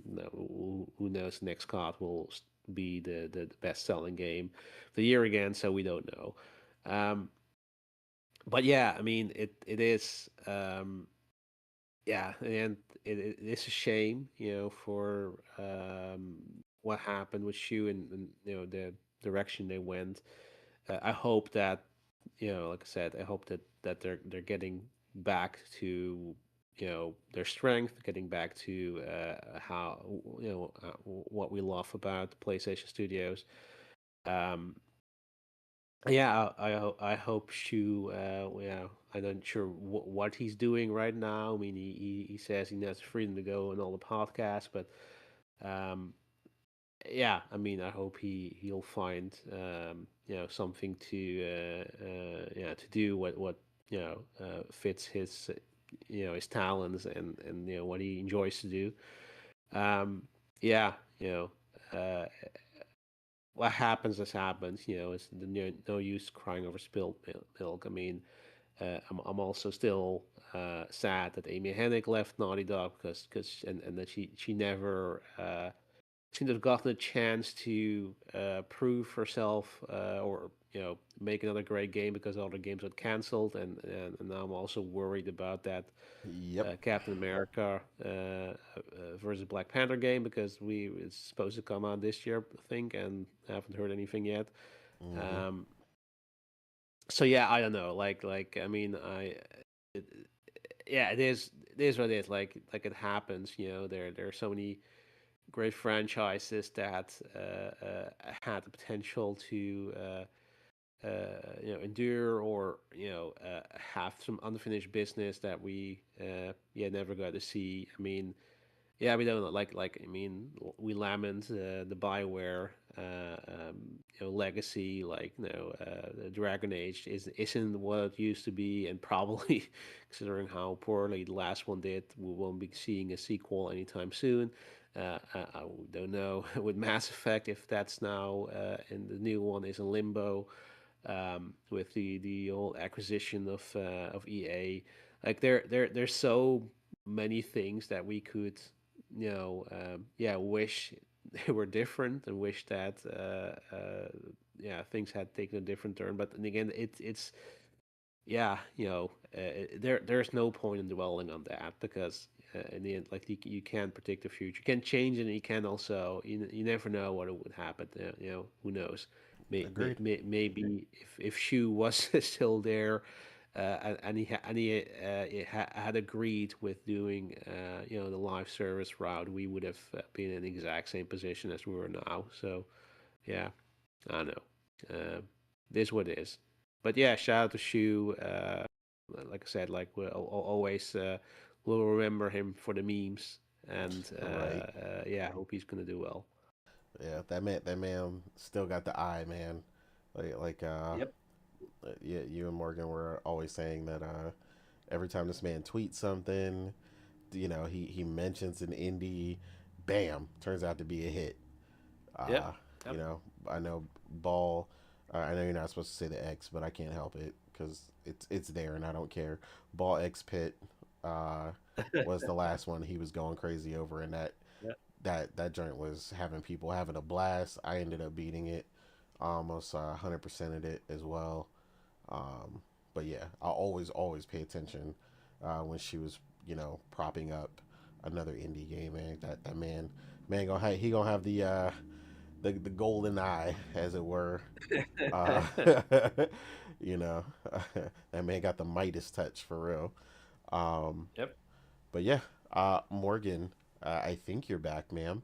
And if so, what was your take on, you know, shoes mentioning of the firing, PC day and date, and so on and so forth? Um, yeah, I mean, it wasn't like surprising to me when he came out and said it. I pretty much figured that that's what went down, right? I mean, we all knew that, he got, I wouldn't necessarily call it a demotion because he did a really good job at his new position of An being like the head incredible job. of indies. But he definitely got moved to a different position, and it wasn't, you know, by choice, right? Um, and I pretty much figured, because it was around what 2019 or whatever that when it happened. So I pretty much figured, okay, so with this new generation and the new direction that PlayStation was going, right?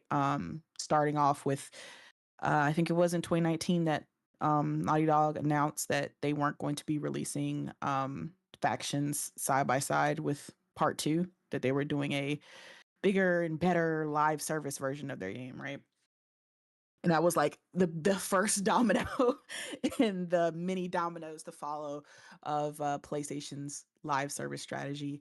So yeah, I respect Shu, because he said he had one or two choices, either like step down to the new position or you have to leave the job entirely, you get fired. So I mean, I respect Shu for standing up to Jim and saying no. Because Mm-hmm.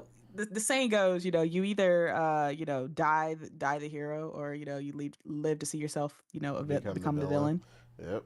And if Sh- he had stayed and implemented these live service games, like the his reputation and the his beloved view among the PlayStation players would have definitely took a nice 180, kind of like how we're seeing with Phil right now, yeah, I was gonna say that's a where perfect example. like if she had stayed on and implemented and been the one to greenlit lit Concord and all these other failed live service tropes, people would have been like, yo, Shu, what the hell you doing, bro? This is not what you were doing in PS4. What the hell's going on? Like it would have been a whole revolt against Shu and his legacy.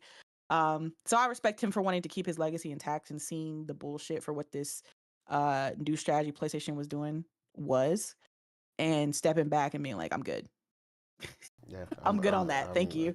I'm so I'm not glad he I'm not did doing that. because he still left us with some heat. Matter of fact, Yeah, he definitely rescued PlayStation's lineup for some years before he left because Stellar Blade was exactly. With much the needed Stellar the year Blade, it I was just came about to out. say that, yeah. Um, that was all Shu seeing, because that studio shift up was, they were losing funding, and the game wasn't going to be as big as it was, and as like have that much funding that it did in its current state. And she went over there to Korea, looked at the game, and said, "Yep, this is it. We'll publish it for you. Like, we got you." Yeah, And then we got that X dev immediate hit, man. team at testing whatever you need. Yeah, yeah, and the Stellar Blade was like my one of my game of the year when it released. Absolutely love that game. Mm-hmm. Fantastic game. Can't wait for the sequel. Can't wait to see what Shift Up's gonna do with that. And Agree. all that's got to do with Shu. He implemented all of this. So I am just like, even though it sucks because I loved him in the position that he was as head of the first party studios. He took his know-how and he took his expertise with him with the to the indie level, and he did an amazing job there. um but again, I'm happy that his legacy was left untarnished and he stepped down when he did. Because he was too much of a gem for PlayStation for Jim Ryan to besmudge his reputation. So I I'm agree. happy about that. I mean, he lasted longer than Jim, so Yeah, he did. you know, so it is what it is. The man But still gave I us some heat in that position, which is exactly. crazy. Including, like you said, we were talking about earlier, the China Hero Project as well. Hmm. Yeah. Um, but yeah, it's very, like I said, very interesting. The looking back on the perspective of what PlayStation did with this whole live service strategy, and obviously, hindsight's 2020. We could say all that Mm-hmm. was a mistake, but I understand PlayStation's fear at the time, right? Yeah, I And agree. I don't necessarily think it was about that they thought it was going to Xbox was going to remove COD from PlayStation. I think they know that they were a big part of COD and what made it successful, and they have big enough of install base where it would be stupid to remove COD from PlayStation. I think they just didn't know how it going to Game Pass would affect their sales. Right. I think that was the main factor that they were worrying about, because now you have this one of the most popular IPs, whether you actually like it or not, it is extremely popular, going into a subservice now and being Mm-hmm. included in it, right? Because I'm pretty sure they knew that this was going into Game Pass. That was probably Absolutely. one of the perks of getting Activision, was to put this big, important, massive selling game into a subscription service. And I think what they feared was what they didn't know how that was going to affect their end on PlayStation. It's like, okay, is the fact that COD going into Game Pass, is that going to like cause a drastic shift in the market where gamers are now buying Xboxes and playing COD on PC? So that they can just play it in a subscription versus, playing it on a PlayStation. I think that was the main kind of thing that they were worried about. Like who's gonna garner the most with this shift of COD now being able to be accessed in a subscription service, right? Um, I think that's why they reacted the way they did. They're like, okay, so we're gonna have to make sure that we have something that is a killer app that can compete with COD, just in case people who want to play COD decide that they're gonna play it on the Xbox ecosystem from now on, right? Um, and yeah, I don't agree with the extreme version that they did, right? They reacted out of fear. Um that you can tell from the amount of live service games that they invested in, that it was literally fear based. This was all reactionary to what was happening, right? They got their own internal studios who have never really been known for making, you know, actual live service games. Like, yeah, sure, they've made multiplayer games that were attached to their single player games, but they weren't anything more than an attachment, something extra on the side for their single player games. It was never just, this big massive movement towards multiplayer. And you make those people who don't really know their way around a multiplayer like that to then be like, yeah, you're going to do this now. You're going to make a live service game now. It,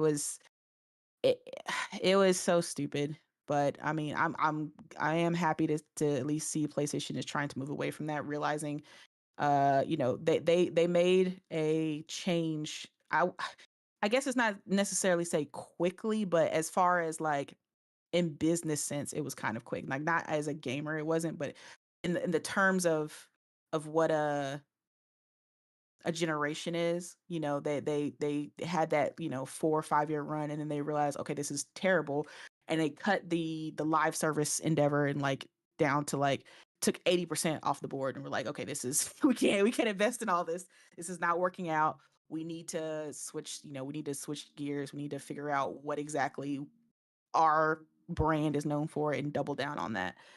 But yeah, again, with Shu, it's not surprising, but I'm happy for him that he's in the position where he's now, where he's kind of, you know, the irony, he's an independent indie indie rep now, Yeah, going freelancer. around, yeah, going around, supporting all these indies, and he's absolutely loving it. So yeah, at the end it worked out for him, and I'm happy for that. Like you said, whenever he points out a game, a new indie that he's really feeling and thinks people are gonna like, I immediately wishlist it if it's available on PlayStation, because I'm like, all right, because like you said, Shu has that golden touch. He Hmm. has the eye. He knows when a good game is in front of him. He can tell. And I don't think there's been one game that he's recommended that I didn't like. So that's great for Shu. But about the you were talking about the PC releasing. Mm-hmm. Where From what I understand, where he because ultimately had said that it's not a good idea for a platform holder. He wasn't just saying PlayStation, yeah, but for a platform holder yeah, to do day and date. yeah, he said a platform holder like PlayStation, to do day and date on PC. I mean, which is, I mean, it makes sense. I really don't know how to interpret that, but other than that, I mean, it seems like common sense to me. If you want to sell a box, right, and you have other people also selling a box, what you have to make your box more appealing than other people's boxes. So what do? The things inside the box have to be unique versus the other people's box. So it just seems like common sense to me. Like, obviously you would want your box to have only certain things that no other box could access in order to get people to buy it. True. But I don't know why this is such a foreign concept for people. We see a certain fan base starting to realize that why exclusives are important. I don't know whether they're coming back to that realization or if they've always felt this way, but they were No, they coping. always do. They just had to defend their master, which was Phil Spencer. And Yeah, yeah, it's very interesting, but yeah, I agree with you. Like, it's just, you want to sell your platform, you need a healthy ecosystem, and that includes exclusives. Um, from like you said, from a business standpoint, it just makes sense. And then he also said something about, like, he thought that releasing games on PC later wasn't that big of a deal, but I think from his standpoint, it was like speculation. He was just like, yeah, I mean, I didn't really see it as that big of a deal, but if they are changing course, it will be interesting. Yeah, I think it was you just know, that. he, Like, I get where he was why he would say that, because when you're looking at it, PlayStation is on its way to 100 million.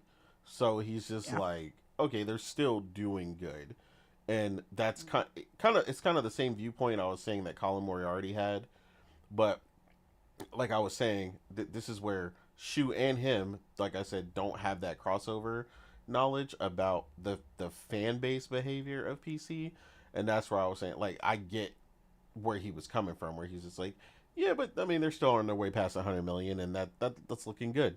So and I I don't really disagree, right? I don't think it had a massive effect. I think it. I didn't mean to do that, but um, I don't think it had a mass effect. Not pun not intended. But I think it was starting to. I think the effect was spreading, and you were seeing more and more people yeah. saying, Especially with "Hey, the rumor that the gap was closing. exactly." That So you had these rumors okay, first it was a floating. year.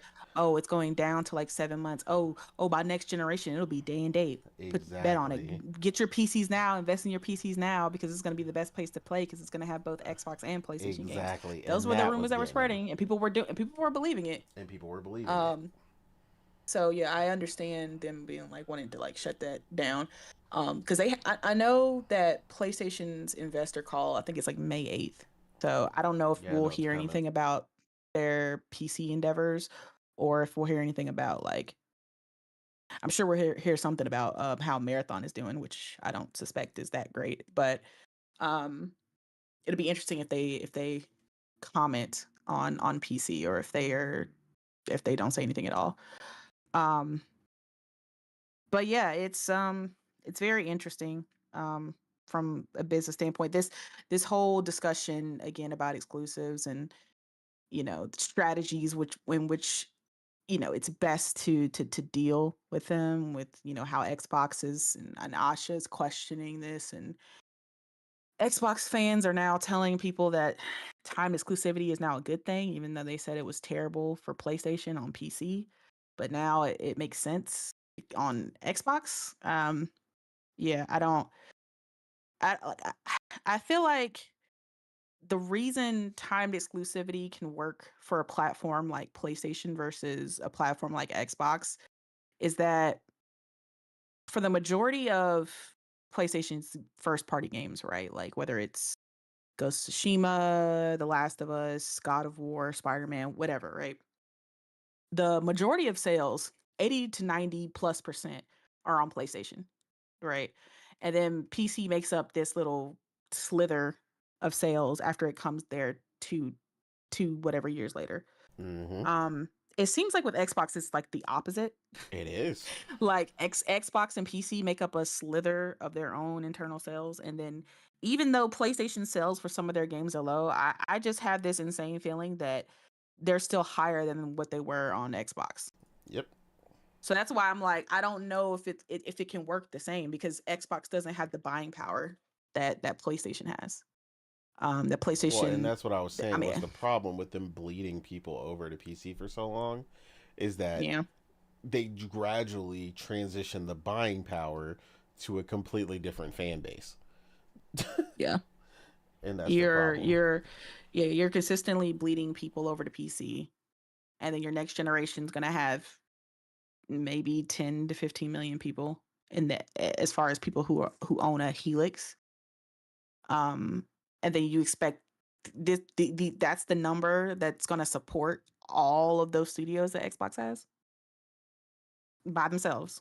Eh, the Xbox and PC ecosystem, who have Game Pass and have a way to go around buying games. And we've seen Game Pass not move the needle as far as the number of subscriptions. It's been sitting around 35, 40 million for 3 or 4 years now. It doesn't seem to be going up at all. So, Which, speaking of which, I've noticed people Remember when they casually were at trying 35 to mil? up, like, they were casually trying to up that number. Like, because remember, it's like yeah, you I said, it's been mean, sitting around 30 to Xbox do the 35 same thing million. with the number of Xbox consoles. Like, it'll go from like 30, then they're at 35. Oh no, they're at 50. And I'm like, who told Yeah, you that? yeah, I've heard 45 a lot lately, and I'm like, Yeah, when did they they're get to steadily 45 trying to million? go up, and no numbers have been reported from Xbox. So it's very interesting the way they're Was the like, first one not 35 or 40?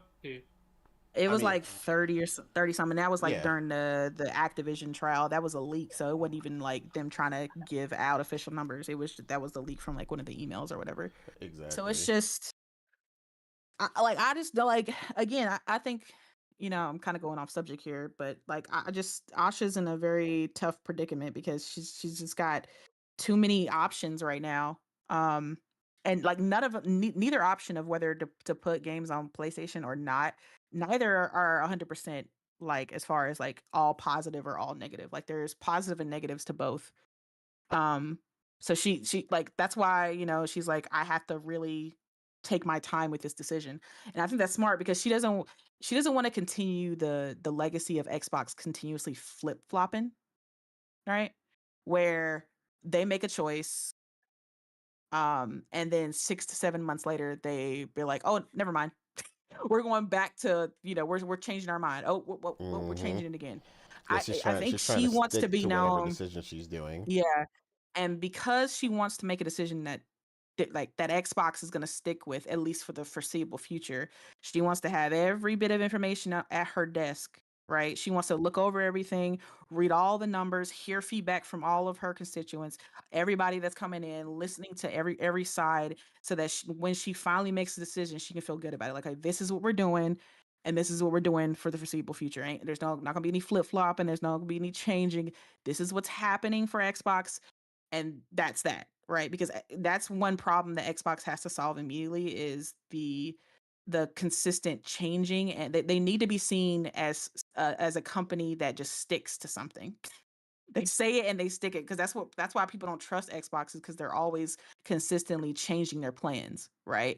As they go, like, oh, we're for exclusives when we bought Bethesda. Oh, never mind, we're not when we purchased Activision. Oh wait, we might be now that Asha's here. Like, it's consistently flipping and flip flopping, and they have to, in order to get to garner trust from their fan base.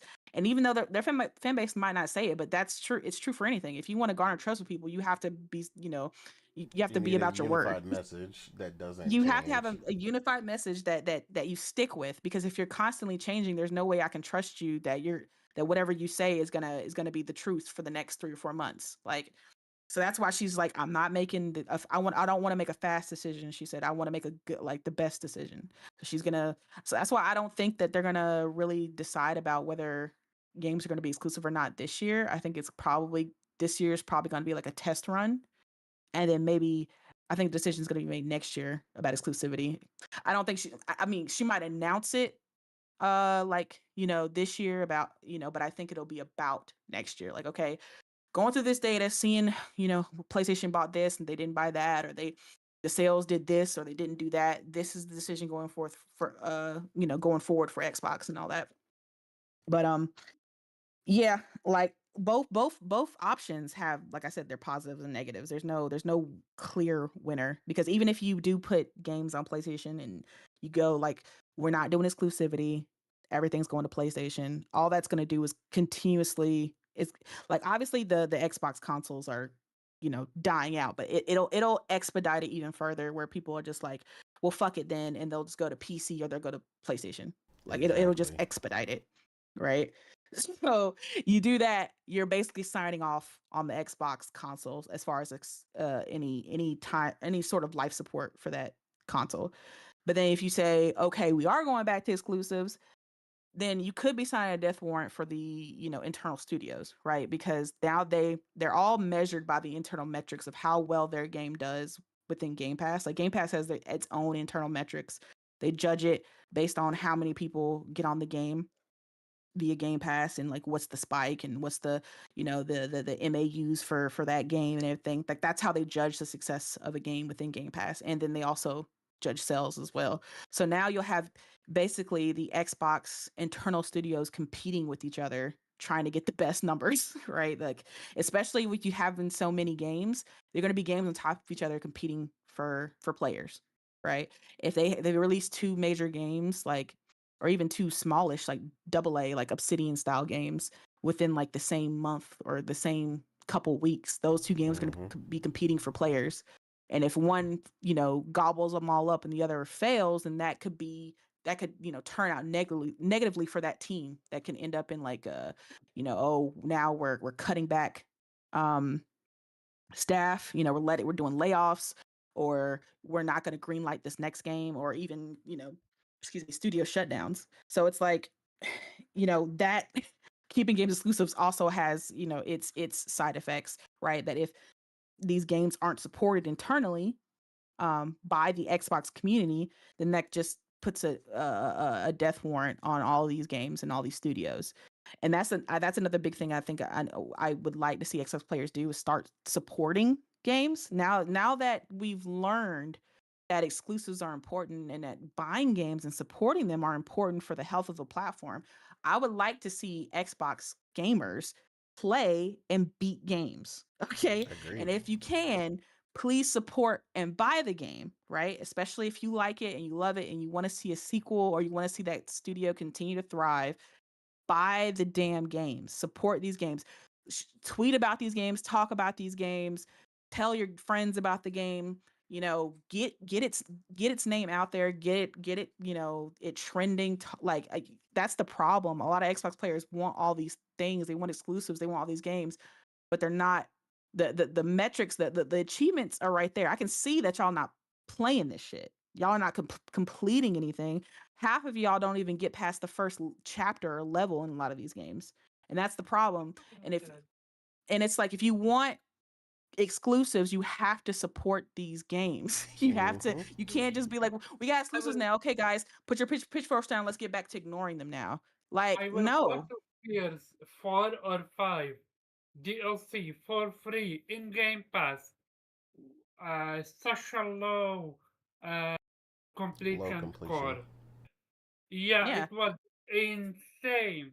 And I get that Game Pass is a factor in that. Like, a lot of people may just come in, try game, and because it's in the service, they can just kind of dip in and be like, even if it's a game that they've never tried, or a genre they've never tried before, a lot of people will be like, well, it's in my service, so I'll turn it on and see if I like it, and then maybe they don't and they dip out. So that can be a factor in the numbers as well, and cause the percentage to go down, even if there are quite a few people that beat the game. But still, even with Game Pass Game Pass only has so many subscriptions. Y'all need to start beaten these damn games. Like, I'm sorry, like it's inexcusable. If you want exclusives, you have to show Asha you do, and not by tweeting about it, by actually playing the games, because those are the metrics that she cares about. Like, sure, she hears you, she hears what you're saying, but at the end of the day, she's not making her decision on what dudes on Twitter say. She's gonna make it based on numbers, based on facts, based on statistics. And if those statistics on Xbox are low as hell, she's gonna be like, well, I mean, y'all said y'all want certain things, but I'm not seeing that in the numbers. Like, y'all talking a lot, but y'all not playing a lot.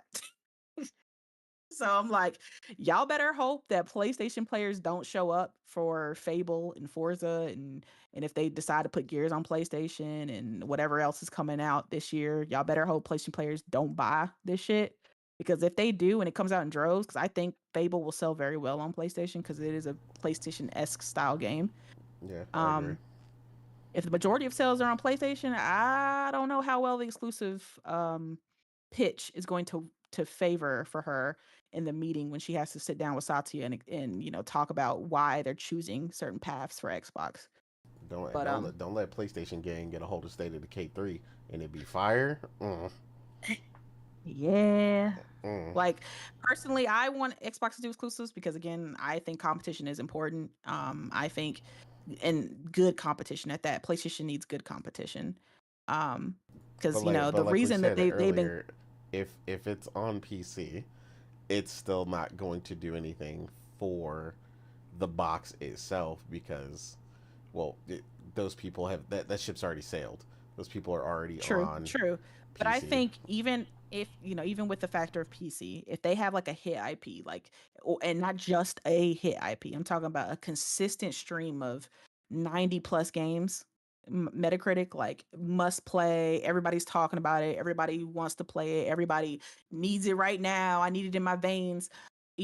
I think it could cause the casuals to be like, all right, I need to get an Xbox because they've released 3 games this fucking year that have all been bangers. I'm seeing it all over online. Everybody's talking about it. Everybody's doing this and that. Fuck it. Fuck it. I'll just get a fucking Series X. I don't care. Whatever. And especially if they are able to lower the price and stuff, Now, I agree. If all down. those factors happen, sure, but yeah, that's a hit. That's what I'm saying. hill. That's what it's going to take. Hill. It's going to take consistent high quality must play games. I mean, that's what PlayStation did that put them on the map. The PS4 generation, especially towards the end, was nothing but straight bangers, banger after banger after banger after banger after must play after game of the year after game of the year. I explained that to my coworker earlier when we were talking about it, and I explained to him the PS3 generation and how PlayStation pulled themselves up by their bootstraps and started just churning out games where they just couldn't be denied. And all the Doom articles, I'm telling you, at one point, one of the aggregate sites I went to, N4G, every day, is PlayStation 3 done? Is it all over? PlayStation's done. PlayStation's over. I mean, they were in a very precarious position, sticky position, right? Like, exactly. Like, it looked like it might have been over, but they were like, oh hell no. They lowered the price. They started really investing in first party. They started getting some third party exclusives again. Like, they started asking devs what they need because the fucking PS3 was just so hard to develop for. They started they actually invested in in learning what devs wanted from their console so that they could make it easier for development. And since the PS3, that's kind of been Mark Cerny's go-to is whenever he does a talk with when he's talking about the new consoles, whether it's a PS5, whether it's like a mainline or a pro version, his first question is always we asked the devs, we talked with the devs, we asked them what they wanted, what do they need, what do they care about, because that was the first thing that he said when he was talking about the PS5 right before it launched. He was like, we asked devs what they wanted. They said they really wanted the SSD, right? They were done with the hard drive. They wanted us to move on from that, and they really wanted us to get on the SSD. So that's what we focused on, making it easy for developers to put in and load in and all that kind of stuff. So that's kind of, I think, PlayStation learned a big lesson from the PS3, especially when it comes to third party support. They were just like, okay, we can't make this shit like a fucking Rubik's Cube. We got to make it easy for developers to get on this shit. That's kind of what I'm seeing with Xbox right now. Is when they were talking at the GDC about their Project Helix, they were really adamant in talking about making a system that's easy for developers to get on, especially because of all of the red tape that a lot of third-party developers have to go through to get a game greenlit on Xbox, just because of all of the the contracts and the bullshit that you have to go through to get the game approved on their system. It's a lot, especially for indie devs, and that's why a lot of games skip Xbox, because of all of the red tape they have to go through. They don't think it's worth it. They're like, I sent out an email to the Xbox help team a month ago and still haven't heard back. Right? It's like, Yeah, I see that all the time on them out Twitter. publicly just to Yeah, get a they'll response. tag them on Twitter and try to get fans to to tag Phil and all of them, just so that they can be seen. And then that's when the Xbox team comes in like, oh shit, sorry, we didn't know. We'll send you a link. We'll help you right now. But that's the thing. It's been a struggle for smaller development teams to kind of get onto Xbox because of all of the all of the bureaucratic shit you got to get through in order to get your game approved on the Xbox platform. And that's kind of what they were talking about in Xbox GDC, is getting rid of that and making it basically like point and click, simple, as easy as it is to get a game on PC, it'll be as easy to get a game on Xbox. And if they can pull it off, So they say. kudos to them. Yes, I'm saying that's why I said if. That's why I said if they can pull it off, kudos to them for that. But yeah, even my brother, who he's a casual as hell. I was home today for his birthday, and he was talking to me about Xbox, and he because he saw like the little he was looking at some TikToks about the improvements that Xbox was making. And he was like, man, Xbox seems to be doing good. Cause he was sending me those screenshots too. He was just like how Xbox are making big changes. They slashed the price of Game Pass, and how they're committed to human crafting games, and ruling out low quality AI. He was just like, oh man, this sounds amazing, man. Xbox might be back. And I was just laughing because he was like, what's wrong? He was like, what's so funny? I'm just like, it's a very positive PR campaign that Xbox is spinning right now. And kudos to them because it's working. Because he, as a casual who doesn't know anything about the behind the scenes of Xbox and Yeah. PlayStation and the stuff that we talk about, right? He has a PlayStation. He might hear about a game, and if I tell him about a game that's coming out, that's when he knows about it. But he's not into this conversation that we're in. So the fact that he knew about that because it was on TikTok, and it's like the positive PR that's spinning that Xbox is trying to push out. I mean, I think that's a good sign for Xbox's marketing team, because for once they're actually having some positive marketing that's out there and that's reaching the casual market, which is the market that they want to reach, right? So kudos to them for that. But I had to explain to my brother like certain things that were the decisions that we're making, because he's looking forward to Fable, because he's a huge Fable fan. He loved Fable 1 and 2 when we had the Xbox 360. And initially when it was announced, it was obviously Xbox exclusive, right? So he was just like, okay, I have to figure out some way to get us to Xbox. I'm gonna save up, I'm gonna do this and that. And then fast forward to 2024 or 5 or whenever, and they announced that Fable was coming to PlayStation. And I told him, he was like, oh shit, I don't have to get an Xbox anymore, blah blah blah.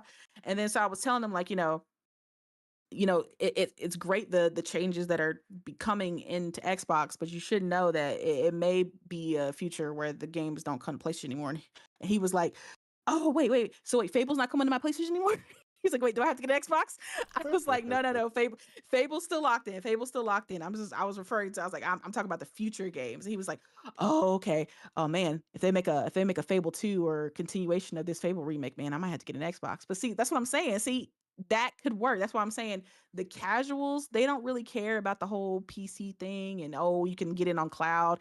Cause I told him about the cloud and he didn't care about none of that. He was just like, I don't want to play on cloud. I just want to play it on a console, you know?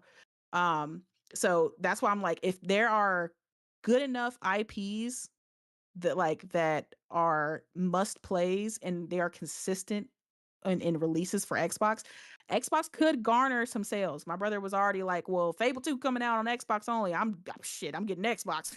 I was just Well, like, okay, and that's hey, what power and to that's what you. I'm saying. I don't disagree that it could, but it's just I just Yeah, it's don't just think the impact it's a hard uphill battle. It'll be a the I, hard battle to win. well, I just don't think the impact will be as significant if they're not actually completely exclusive.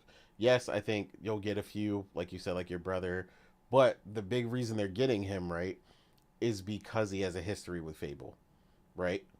Yeah. So, and Do you that's think if provided this Fable is that actually, like you said, top yeah, tier. good.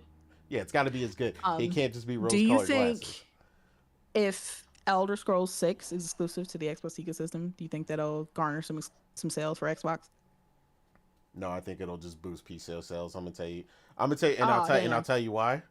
Largely because even though Xbox has started an initiative where they've started to support mods Yeah, but I say via Bethesda Bethesda's games, still a PC yeah, kind of centric they're a developer. PC Yeah. centric dev, and then even with the mods, right?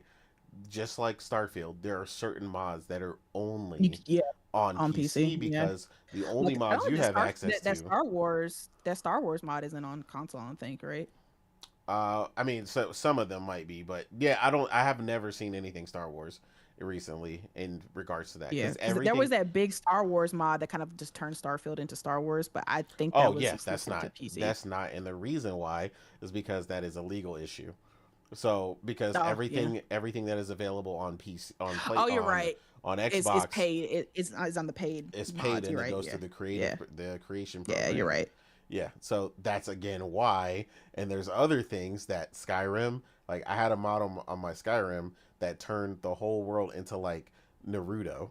So you had like Hidden Leaf Village Cheat. powers.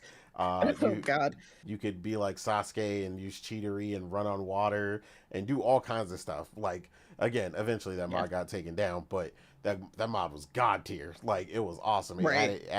It added all the hidden villages in Skyrim and all this crazy stuff. Like that type of mod was gargantuan number one, so it wouldn't even work on console. But again, like we Yeah. said, legal. So that's why I say like I feel like that What would type just of increase legal? PC. What?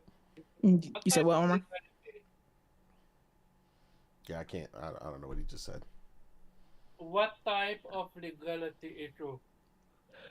Like you can't sell a Star Wars mod because you don't own Star Wars. That's owned by Disney. Do you get it? Because I would love mods on PlayStation. The Like No, mods. that I'm The I, no no. There are mods on Starfield. I was saying I didn't know if the Star Wars mod was on Xbox though, and he was like, no, because that's a legal issue. Obviously, the mod's on PC because they're not charging anything on PC. It's free, yeah. right? But they can't charge. Bethesda can't charge for a Star Wars mod because they don't own Star Wars, right? Disney owns that. So But I hear that Microsoft does have some mods on the console. that's again, that's not what I'm saying. yeah. I said The Xbox yeah. does have mods. They're just out. There's certain mods that they don't have access to. And Star Wars, the Star Wars mod is one of them because Star Wars is owned by Disney, right? But there are mods on Bethesda, but they're behind a paywall. They're paid mods that you have to buy on their creation store that are Mm-hmm. made by modders who get a small percentage of whatever they make on the creation store, but they're not the crazy unique ones that I like, oh, I would love to turn Starfield into Star Wars, but that I'd only could be able to do that on PC because Bethesda can't charge for that because they don't own Star Wars. Yeah, Gotcha. yeah. Those same mods you're talking about are also on Starfield on PlayStation. But again, they are curated and they are in the Bethesda Creation Store. Yeah, and them mods are ridiculous. Like it'll be like $20 for like a damn ship that's basic as hell, and I'll be like, like they overcharge a lot in on the Yeah, creation store. some of those mods are like way overpriced. I've bought a few just because the only thing I like about them is that they like have like a mandatory update. So basically, because they're in the store, Bethesda makes sure their update won't break them, as opposed to, Oh uh, yeah, the free mods, yeah, because yeah, I heard they break every time Bethesda does an update. yeah, it's extremely annoying. Oh Um, shit. See, first I forgot about that Kelm released. yeah, yeah. When he mentioned Shit. that, I was like, it literally hasn't a single person has not mentioned Kiln on my timeline. Period. I've heard one person talk about it and they say, um, it's a cute game, it's nice, but they don't, but it's one of those where it's cool, but you don't really see it for the long term. like you don't see it lasting. Yeah, Like it's kind of that one of those kind of games you just play a couple times with your friends and then you kind of move on. yeah. We'll try this out for the weekend because it's on Game Pass. Yeah, like it was cool. Like it's not bad. Like everybody who said it was fun, they said it's not bad. It's a fun game. It's just there's nothing about it that's gonna keep you hooked onto it to play it for months down the end, unless you like got kids or something, maybe. Yeah, I can see that. Um, Omar, Yeah, did you already go for this already? I think you did. Right, sorry. Cal? Did you go for this last one before we get up out of here? Um, Did you have anything to add? Morgan said so much that, and I was busy with something else. I totally forgot what the topic is about. No, I was Oh at yeah, the Microsoft, Yoshida. Microsoft Vision, Microsoft Vision. No, Welcome to that the hall. we did that thing already. Sorry, I went on a tangent about Microsoft. The subject, the topic was about Shoe. Yeah, the Yoshida Oh, thing. yeah, yeah, no. We covered the Xbox Oh, revenue yeah, thing already. okay. Oh, wow. True. Okay, yeah, no. I have a lot to say about that. Very quick, though. First of all, I never jumped on the fuck Jim Ryan bandwagon, but fuck Jim Ryan. I'm legit pissed about that. Like, if I'm Microsoft, if I'm Asha, I would legit contact you. Just his vision. Hold on. This be the shit why I know Omar be on Twitter too much because that was all over the damn timeline from bots when they heard about this story and they were like, "Yeah, you should contact him." Like You Morgan had realize like you said Morgan, that man is happily freelancer and he not trying to go I nowhere don't think near. he is anywhere interested in getting back into a big no, but company like that. we are talking about how Xbox can change, right? Like you Yeah, go to but someone that a knows lot the like we tell business. you, like Take I Two mean, is that's not for cool, but sale. He's not for sale. He's It retired. is everything it. I Yeah, was like, he I that's cool. That's a cool idea, but at the end of the day, you need the person that you ask to say yes, and Shu would not say yes because he's done working for big multi-million dollar, billion dollar, trillion dollar companies. There's too much hierarchy, too much shit he has to deal exactly. with. He's He's happy not to doing that not anymore. deal with He that. said he is elated to be freelancing and working with games that he can pick and choose to care about, right? That he can curate. He doesn't want to go back to working for a okay. So company. I don't blame him. if he is happy where he is, hey, more power to him. Yeah, I just wanted to set I'm that happy straight for so him. you understood that he has verbally confirmed that he is happy with what he's doing and he does not miss corporate. He doesn't want to he don't got to talk to HR about who he can interview with, what he can say. He's not interested in that environment anymore. So he said that verbatim, Especially with how he got backstabbed by Jim Ryan, I don't blame him. pretty much. I legit don't blame him when it comes to this one. Uh, but yeah, going back to it, outside of that, shout out to True. Uh, Stellar Blade, phenomenal game. I literally went on a Scootmobile drive for around 30 minutes or 40 minutes just to pick it up. So, totally worth it. Great game, phenomenal game. So, he have the vision. Shu have the vision, absolutely. Um, do I have played a few of his games. I do trust his mind when it comes to games because he knows the industry. He knows what PlayStation people want. So I am sad that to see him go, but well, he has already gone and stuff like that. But if he is happy, hey, he's happy. He's happy. I'm happy for him. As for this whole marine situation, I'm legit angry about it. But again, what can we do? We're Yeah, I mean nobody, so we can't do that anything about happened. it. It is, It's already done. You know, it's water under the bridge as far as yeah, he's but it's concerned. still frustrating, eh? Yeah, I mean, but it's It's over. I still mean, he's not even frustrating. with PlayStation anymore, so it's nice to know it, but it's like I can't hold on to that. I just got to be happy that he's good where he's at now, and he's still contributing to the industry and giving us great titles. Hmm. Well, try to shoot through is on fire. He's playing his game, and Jim Ryan is no longer here. And I would not be surprised if what he was asking for was the whole live service push. Yeah, I mean, they were getting ready to move to the new generation. It happened, in 2019 before PlayStation 5 got ready to launch and set things in motion. So it's something along those lines at the very least. Yeah. Uh, let's end it. Let's move on. Cool. With that, we're gonna go ahead and get ready to get up out of here. Thank you everybody who joined us in the chat. Again, as usual, we always enjoy everybody who comes through. I saw everybody that came through, shouted everybody out that I could get to. Some people kind of came in and might have got out before I got to them when I was on a rant. But yeah, shout out to everybody that came through. As usual, it's been a ton of fun. Great discussions. But yeah, like I said, we're gonna go ahead and get up out of here. Weeb it had to go because he was falling asleep. It was super late where he's at. So shout out to Weeb, uh, Otter Nation, and then Morgan. Where can the people find you, ma'am? Yeah, you can find me on Twitter, but not really. I'm gonna be on PSN for like 2 months For, straight with she the said back-to-back she said games that forever, ever. As you should. That's forever. how it should Like, be. gotta go finish getting the rest of these trophies, and I gotta move on to Pragmata. I don't know. I might start Pragmata tonight. I might. Okay. I think I'm gonna I do that. recommend that.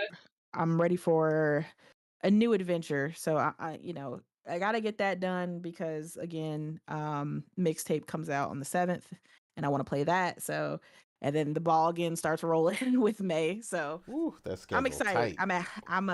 Yeah, exactly. I'm a happy gamer. I You play have your too many AG. games. So my problem is just deciding when and when a game when to play the game and which game to play, right? So that's kind of my issue right now. So it's a good problem to have. But that's what I'm going to be doing. Hopefully that's what you guys are doing too. Play your games, support your games.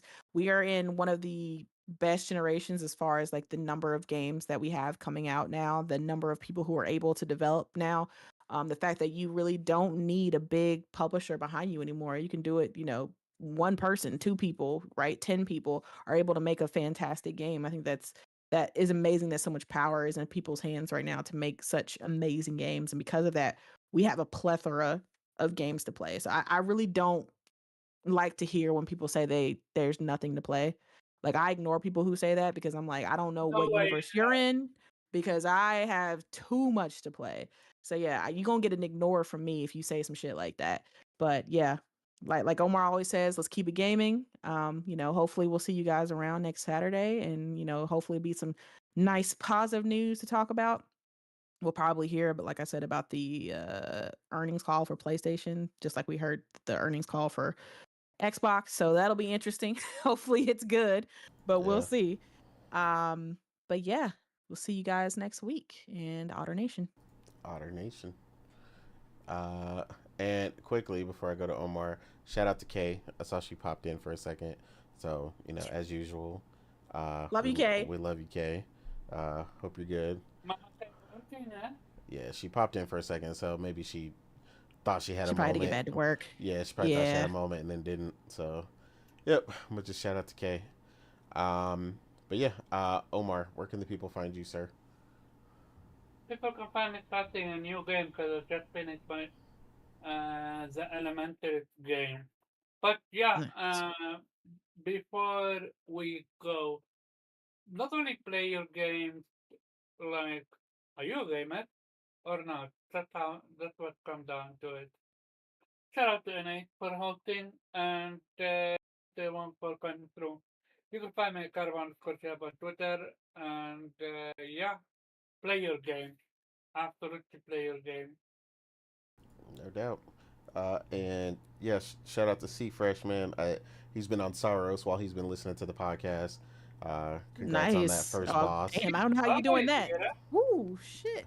Shout Yeah. out to everybody playing Saros. Yeah, I want to play it. It's not a day one for me, but it's definitely going to be a game that I play when I get a chance. I'm hearing nothing but great things about it. Yeah, same. And be careful on Twitter because I've seen so many people trying to spoil the game for whatever reason. People, I don't know what Yeah, comes with PlayStation so games. People have this yeah, issue. Like they feel like they I need to spoil the fucking story. So just be careful when you're on Twitter scrolling. yeah, Try not to look at the comments because people are actively heavily trying to spoil it. I had to stop myself. Like I had to close Twitter so quick because I saw somebody pulling out like the whole synopsis of what Saros is about. So I had to Oh like close the wow. app so quick. So I yeah. So am the person that's doing that, I'm gonna name names. It's Yeah, I okay. actually mean, called there's one person which everybody has seen the tweets. I already blocked him. But yeah, the point is there could be potentially the warning in Oh shit. general is that there could Send be me their more info so people. I can block them. Shit. according Because I don't know to who it was. so basically it's Marley. It's a guy that Oh, pretended to be a Pirate woman. Nation or whatever. Yeah, precisely him. So Yeah. So he's to be pointing accurate, out because Omar something. gives terrible descriptions of stuff, not the Pirate Nation account. He's alleging some background He's sharing information. a spoiler. He's not sharing no spoilers. The Pirate spoiler Nation is also fake to be correct. Pirate Because Nation someone has else not has shared asked, anything. The person who's sharing it, someone I'll else, send you the information that everybody pointed out because I got the tweet from KMed. So yeah. Okay. So that's what I read. Yeah, just be careful online, y'all, because yeah, some Yeah, people are just just be losers careful. Again, and they wanna ruin happiness for other people because they're miserable. So just be careful. Like I would suggest if you see a post about Soros, just don't go in the comments. You can like it or whatever. Just don't go in the comments because people in whatever post people are talking about Soros, there's like one or two people in there trying to spoil the story. So just exactly. be forewarned about it. Yep. But yeah, with that, play the game and then join it. Yeah, it's frustrating. yeah, Because Yeah. I want to Omar, see what people thought on Saros, but yeah. are you good? But, no, I'm done. Okay. All right. With that, I am your host, Innate, or known as the Real Innate on Twitter and Blue Sky. With that, we're gonna get up out of here. Otter Nation. Otter Nation.